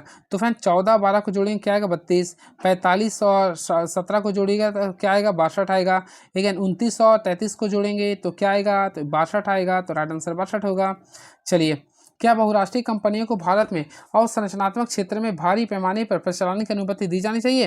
तो देखिए आप लोग बताइएगा। तो देखते हैं क्या लिख रहा है ऑप्शन। देखिए लिख रहा, नहीं, भारत की आम आदमी इस तरह के आर्थिक बोझ, तो बोझ का वहन नहीं कर सकती, तो गलत हो गया। हाँ, यह उद्योग के उपयुक्त सुविधाएं उपलब्ध कराने के लिए एकमात्र भी नेगेटिव है, तो दोनों आप लोग को गलत कर देंगे। चलिए इस क्वेश्चन को देखना, आप लोग को दर्पण प्रतिबिंब बनाना है। तो दर्पण प्रतिबिंब जब भी बोलता है मिरर इमेज, तो आप लोग क्या करिए? लेफ्ट को राइट और राइट को लेफ्ट कर दीजिएगा। तो अल्टीमेटली इसको सॉल्व करेंगे। तो फ्रेंड्स इसमें राइट आंसर क्या आएगा आप लोग देख सकते हैं। तो ये यहाँ पे है ना, तो ये शुरू में होना चाहिए, यानी कि ये वाला जो आप लोग को शुरू में होना चाहिए। तो आप लोग देखिए ये तो कैंसिल हो जाएगा, ये भी आप लोग का कैंसिल हो जाएगा। अब इसमें से बच, अब ये बीच में, तो बीच में ही रहेगा, यानी ऑप्शन नंबर बी को करेंगे, यानी जहाँ पे बी है। तो बी के लिए क्या लिख रहा है? तो बी के लिए आप लोग लिख रहा, बी के लिए क्या लिख रहा? बी के लिए लिख रहा, बी के लिए सी लिख रहा था। ऑप्शन नंबर सी को क्लिक कर देंगे इसके अकॉर्डिंग। नहीं ना, ये सी था ना, तो सी के अकॉर्डिंग देखेंगे। तो इसमें रुके कम कन्फ्यूज कैसे कर गए। देखिए यहाँ पे था मिरर, तो ये आप लोग यहाँ पे रहेगा, ये यहाँ पे, तो यहाँ पे यानी बी होगा। तो बी के लिए क्या लिख रहा? और सी लिख रहा, सी हो गया आंसर। ठीक है, हाँ तो सी होगा। नेक्स्ट क्वेश्चन, ये क्वेश्चन आप लोग को अगेन आई रिपीट खुद बनाना आप लोग को। पवित्रा पूर्व की तरफ 500 मीटर दूरी तय कर दी। चलिए 500 मीटर मान ले पवित्रा, ये 500 मीटर पूर्व की ओर चला दी। आई होप क्लियर हुआ होगा। फिर बाईं ओर मुड़ जाती है, तो बाईं यानी ऊपर मुड़ गए हैं और 700 मीटर चल गए हैं। फिर बाईं ओर मुड़ती है, 500 मीटर चलते हैं। यहाँ तक क्लियर हो गया। अब वह शुरुआती बिंदु से कितना दूरी पे है? तो टोटल 700 मीटर दूरी पे है। तो राइट आंसर करेंगे, तो ऑप्शन नंबर डी को क्लिक कर देंगे। पेंट योजना फर्निशिंग बनाना रहना। तो देखिए किसी भी चीज़ के लिए हम लोग कोई भी चीज़ करते हैं, तो किसी भी कार्य को करने से पहले प्लानिंग करते हैं। प्लानिंग करने थे उसको फिर बनाते हैं, यानी प्लानिंग के बाद बनाते हैं। यानी कि देखिए सबसे पहले किसी भी चीज़ के लिए प्लानिंग करते हैं, यानी कि प्लानिंग योजना बनाते हैं, फिर उसको बनाते हैं, चौथा में कर देंगे। उसके बाद पेंट करेंगे, फिर फर्निश करेंगे, फिर रहेंगे ना। तो 24 यानी कि 2 4 1 3 5, 2 4 1 3 5, 2 4 1 3 5, यानी ऑप्शन नंबर डी को क्लिक कर देंगे। जेम्स वेब स्पेस टेलीस्कोप को किस वर्ष में लॉन्च किया गया था? तो फ्रेंड्स ये आप लोग जीएस क्वेश्चन, इसे लॉन्च किया था 2021 में। कब लॉन्च किया था? 2021 में। ठीक है, आई थिंक याद करें, JWST को लॉन्च किया था, जेम्स वेब स्पेस टेलीस्कोप को 2021 में लॉन्च किया गया था। देखते हैं कंप्यूटर प्रोग्रामिंग में लूप क्या होता है। तो देखिए आप लोग स्टेशन पे भी जाते होंगे तो देखते होंगे ना, 044 डाउन गए आसनसोल MU पैसेंजर टनकुप्पा आ रही है, वो गझंडी आ रही है, इस टाइप से बोलता है ना, तो वो लूप करता है, यानी देखते हैं वो बार बार रिपीट करते रहता है। इस सिस्टम को लूप कहते हैं। क्या बोलते हैं? लूप कहते हैं। यानी कि निर्देशों के एक समूह को बार बार निर्देशित करना, निष्पादित करना क्या कहलाता है? लूप कहलाता है। क्या कहलाता है? लूप कहलाता है। चलिए ये आप लोग को बनाना है। तो देखिए x² - 9 बाई एक्स प्लस, देखिए a माइनस बी का, a² - b का फॉर्मूला होता है a प्लस बी इंटू क्या होता है? a माइनस बी बाई क्या करेंगे? x+3 से डिवाइड करेंगे। तो देखिए ये कैंसिल हो, क्या बचा? x-3। तो ऑप्शन नंबर बी को क्लिक कर देंगे। तो 89 का ऑप्शन नंबर बी हो गया। इसको बनाइएगा तो काफ़ी इजी से समझ जाएगा। इसमें आप लोगों को निकालना क्या था? देखिए इसमें आप लोग देखिएगा फ्रेंड्स, काफ़ी इजी क्वेश्चन है ये। दिए गए आंकड़ों का वर्ग 0 5 5 10 10 15 और इसे बना 20 से 25 का वर्ग बार तक क्या, यानी 20 से 25 में कौन कौन संख्या आ रहा। तो देखिए 20 से 25 में कौन कौन आ रहा। अगर देखिए 25 को लेते तो 20 को नहीं लेंगे, 1 हो गया, 20 2 हो गया, फिर 3 हो गया, और भी क्या? नहीं तो 3 हो गया। तो ऑप्शन नंबर ए को क्लिक कर देंगे। ईजी था क्वेश्चन ये। 90 हो गया। देखते हैं अगला क्वेश्चन क्या लिख रही है। देखिए इसको आप लोग को माध्यिका निकालना। माध्यिका निकालने के लिए सबसे पहले जो संख्या दिया था उसे असेंडिंग ऑर्डर में सजाएंगे। तो अल्टीमेटली ये असेंडिंग ऑर्डर में सजा हुआ है। टोटल n गिनेंगे, n कितना है? देखिए 1 2 3 4 5 6 7 8 9 10 11। तो 11 लिख रहा है n। तो हम लोग क्या करें? n+1/2, यानी 11 12/2, यानी छठा टर्म देखें, 1 2 3 4 5 6, यानी कि टोटल 8 आएगा। आंसर क्या आएगा? 8 आएगा। तो ऑप्शन के अकॉर्डिंग चलें तो ऑप्शन नंबर सी को क्लिक कर देंगे। एक भिन्न के अंश और हर का योग 11 है। यदि अंश में 1 घटाया जाता है तो भिन्न 1/4 के बराबर होता है। तो भिन्न ज्ञात करें। सबसे पहले क्या बराबर? एक भिन्न के अंश और हर का योग कितना? 11 है ना। तो लिख रहा है, यदि देखिए दोनों का योग 11 लिख रहा, तो लिख रहा है यदि अंश में एक घटाते हैं, यानी एक्स में से 1 घटा दें और घटाया जाता है, तो यहाँ पे दोनों देखिए, सबसे पहले लिख रहा है एक भिन्न के अंश और हर का योग 11 है। सबसे पहले मान लेते हैं एक्स आप लोग का अंश है, तो हर क्या होगा 11 माइनस एक्स होगा ना।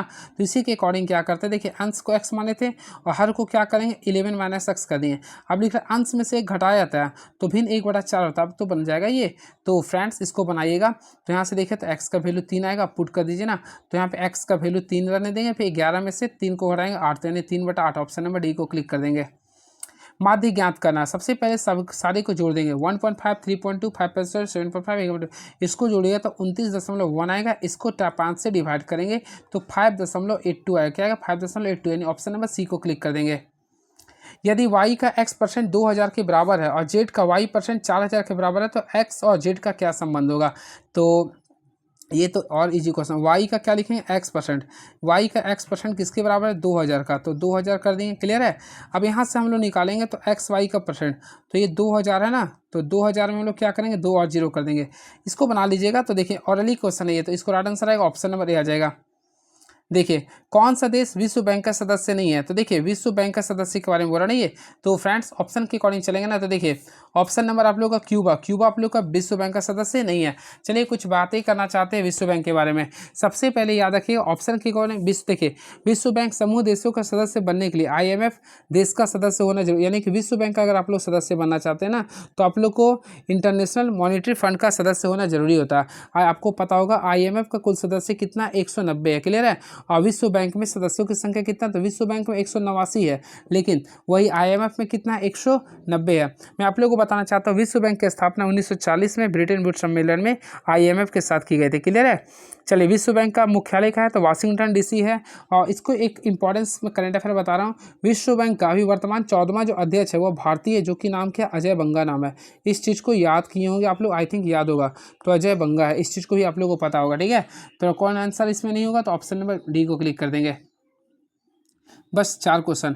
78वें स्वतंत्रता दिवस के अवसर पर प्रधानमंत्री नरेंद्र मोदी ने लाल किले पर कितनी बार तिरंगा फहराए थे, तो फ्रेंड्स सबसे पहली बार फहराए थे 2014 में। ठीक है।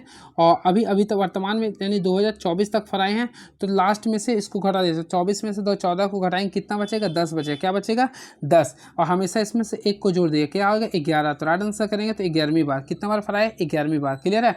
चलिए कुछ बताना चाहते एक्स्ट्रा, सबसे ज़्यादा यानी कि इस मामले में देखिए सबसे ज़्यादा JL नेहरू, यानी JL नेहरू भारतीय प्रधानमंत्री जो 17 बार कुल झंडा फहराए हैं। सेकेंड बार फहराए हैं इंदिरा गांधी, इंदिरा गांधी कुल 16 बार फहराए हैं। ठीक है। और तीसरी बात करना चाहते हैं तो नरेंद्र मोदी कुल 11 बार फहराए हैं। क्लियर है। चलिए बातें करना चाहते हैं स्वतंत्रता दिवस 2024 का थीम क्या था, तो विकसित भारत एड्रेस 2047 था। क्लियर है। चलिए और नेक्स्ट क्वेश्चन देखते हैं क्या लिख रहा है। जनवरी 2025 में विजय हजारे ट्रॉफी के विजेता कौन बने, तो हमेशा याद रखिए इसमें जो बने हैं कर्नाटक बने हैं। तो जनवरी 2025 में विजय हजारे ट्रॉफी के विजेता कौन बने, कर्नाटक बने हैं। क्लियर है। इसने किसे हराया था, तो ये हराया था बड़ोदरा को हराया था। किसको हराया था, बड़ोदरा को हराया था। चांद पर स्पेस क्राफ्ट का सफल सॉफ्ट लैंडिंग करने वाला विश्व का 5वां देश कौन बना, तो ये क्वेश्चन काफ़ी इंपॉर्टेंट है। जापान बन गया। कौन बना, जापान। तो जापान बन गया। क्लियर है। इससे पहले कौन कौन गया है, तो रूस गया है, चीन गया है, अमेरिका, अपना भारत भी गया। तो अब यहाँ पे कौन हो गया, जापान चल गया। और हाल ही में RBI रिपोर्ट के अनुसार 2024-25 में भारत का अनुमानित GDP रहने का क्या है, वृद्धि हो सकता है, तो इसका था 6.6% था। लास्ट, मारिया शारापोवा किस खेल और देश से संबंधित है, तो फ्रेंड इसका संबंध है टेनिस खेल से, और ये कहाँ कराने वाली, रूस का। तो मारिया शारापोवा टेनिस खेल और रूस देश से संबंधित है। क्लियर है। और याद रखिएगा यह 5 बार एकल ग्रैंड स्लैम चैंपियन जीती है। क्लियर है। इस चीज़ को याद रखिएगा आप लोग। ठीक है। Maria Sharapova. तो चलिए लास्ट क्वेश्चन था आप लोग भी, जो 100 क्वेश्चन को मैं बताया हूँ, देख लीजिएगा, कहीं कन्फ्यूजन है तो आप लोग देख लीजिएगा आंसर से। नेक्स्ट वीडियो में आता हूँ तो आप लोग के बीच में सेट नंबर 26 को करवा दूंगा, जो कि आप लोग के लिए काफ़ी इंपॉर्टेंस होगा। ठीक है। देखता हूँ मैं इसमें कुछ करंट अफेयर को भी लास्ट में ऐड कर देता हूँ। 1 मिनट थोड़ा वेट कीजिए, 1 मिनट थोड़ा वेट कीजिए। तो फ्रेंड्स आप लोग यूनेस्को द्वारा घोषित भारत के विश्व विरासत स्थल को देख लीजिए, क्योंकि क्या है अभी वर्तमान में बताना चाहता हूँ, टोटल भारत में कुल 43 जगह को यूनेस्को लिस्ट में शामिल किया गया है, जिसमें आप लोग को मैं बताना चाहता हूँ 35 आप लोग का सांस्कृतिक होते हैं, सात और एक तो आप लोगों का मिश्रण होता है, क्लियर है। तो यहाँ पे 35 सांस्कृतिक होते हैं, 7 आप लोगों का प्राकृतिक होता है, एक होता है मिश्रित। तो मिश्रित आप लोगों का कंचनजंगा होता है, क्लियर है। सबसे पहले आप लोग क्या कीजिएगा, ये 35 जो है, 35 तो मुझे याद आप लोग किए होंगे, तो काफ़ी अच्छी बात है, इसको देख लीजिए, ठीक है। मैं अगेन आई रिपीट अगेन आप लोग को बता देना चाहता, देखिए सबसे पहले 1983 की बात करना चाहता, तो 1983 में लगभग लगता 3 से 4 को मिला था। तो सबसे पहले 1983 में आगरा का किला मिला था, सेकेंड अजंता की गुफाएं को मिला था, और ताजमहल, ये तीनों को शामिल किया गया था 1983 में। फिर से याद कीजिएगा 1983। देखिए आप लोग को मैं यहीं पे याद करवा दूंगा सारे के सारे, क्योंकि एक एक मैं टॉपिक डेली लूँगा आप लोग के बीच में। देखिए देखता हूँ अगर 5 मिनट में क्लास याद करवा दे तो बहुत अच्छी बात है। सबसे पहले 1983 बनाइएगा, इस टाइप से 3 चीज़ याद कर लीजिए। देखिए आज से याद कीजिए, आगरा हो गया, देखिए आगरा का किला हो गया, अगेन आई रिपीट आज से होता अजंता की गुफाएं होता है, ठीक है, और ताजमहल, ये तीनों जो होता है ना, सबसे पहले तीनों को 1983 में शामिल किया गया, क्लियर है। इस चीज़ को याद रखेंगे होंगे, क्लियर है। बात करना चाहते हैं इसके बाद, देखिए एलोरा की गुफा भी आप लोग का 1983 ही था, एलोरा की गुफा को भी आप लोग ऐड कर दीजिएगा। देखिए यानी 1983 में कुल 4 हो गया। बात करना चाहते हैं 1984 में, तो 1984 में जो किया गया था महाबलीपुरम स्मारकों की समूह था, ठीक है। और भी 1984 में एक था सूर्य का कोणार्क मंदिर, सूर्य मंदिर यानी कि कोणार्क का सूर्य मंदिर, ये 1984 में हो गया, क्लियर है। और भी 1984 में एक और था शायद, ये 2 हो गया। देखते हैं और कुछ होगा तो मैं रिपीट कर दूंगा, ये 2 थे, यानी 1984 का भी हो गया। बात करना चाहते हैं 1985 का, तो देखते हैं 1984 का महाबलीपुरम भी था, महाबलीपुरम भी था, ठीक है, ये हो गया। बात करना चाहते हैं 1985 का, तो 1985 में सबसे पहले अगर आप लोग देखिएगा तो ऑप्शन है इसमें नहीं दे रहा, तो 1986 का भी देख लीजिए, तो फतेहपुर सीकरी हो गया, खजुराहो का स्मारक मंदिर हो गया। इसके साथ साथ अगर आप लोग देखना चाहते हैं 1985 तो 86 में और भी थे शायद, इसको देखना पड़ेगा फ्रेंड, इसको आप लोग देख लीजिए। 85 में तो इधर बहुत सारे लिखे थे, कांजीरंगा राष्ट्रीय उद्यान, केवलादेव राष्ट्रीय उद्यान, मानस राष्ट्रीय उद्यान, ये सब सारे को देखना पड़ेगा।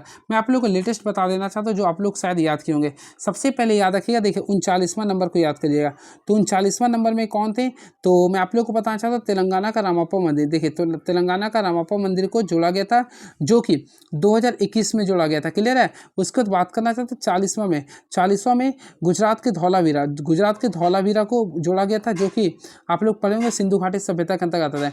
41वां में शांति निकेतन को जोड़ा गया है, जो कि आप लोग का वेस्ट बंगाल में आते हैं।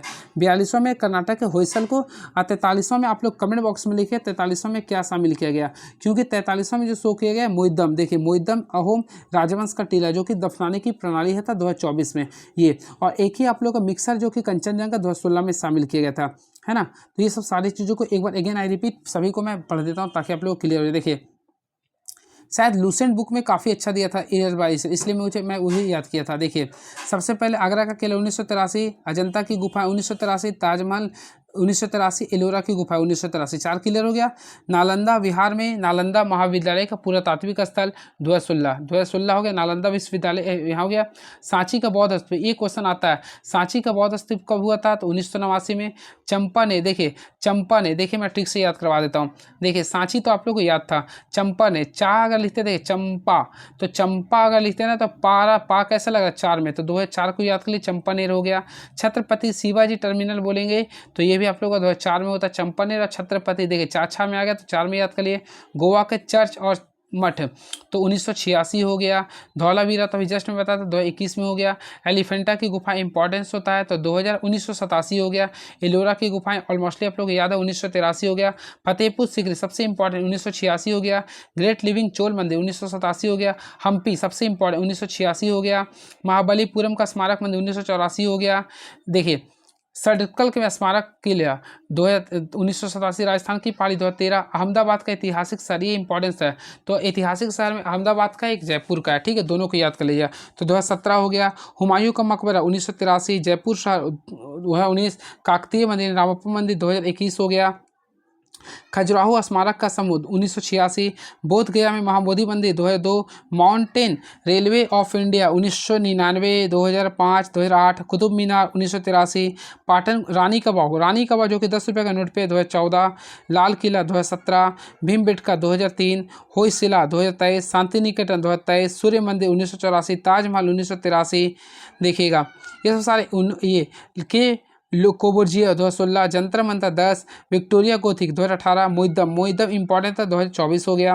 एंड प्राकृतिक में देखिए great Himalaya national park 14, Kaziranga 85, Keoladeo 85, मानस 85, नंदा देवी 88, सुंदरवन 87, पश्चिमी घाट 16 2002। अब मिश्रित में कंचनजंगा केवल याद कर लीजिए जो कि 2016 में किया था।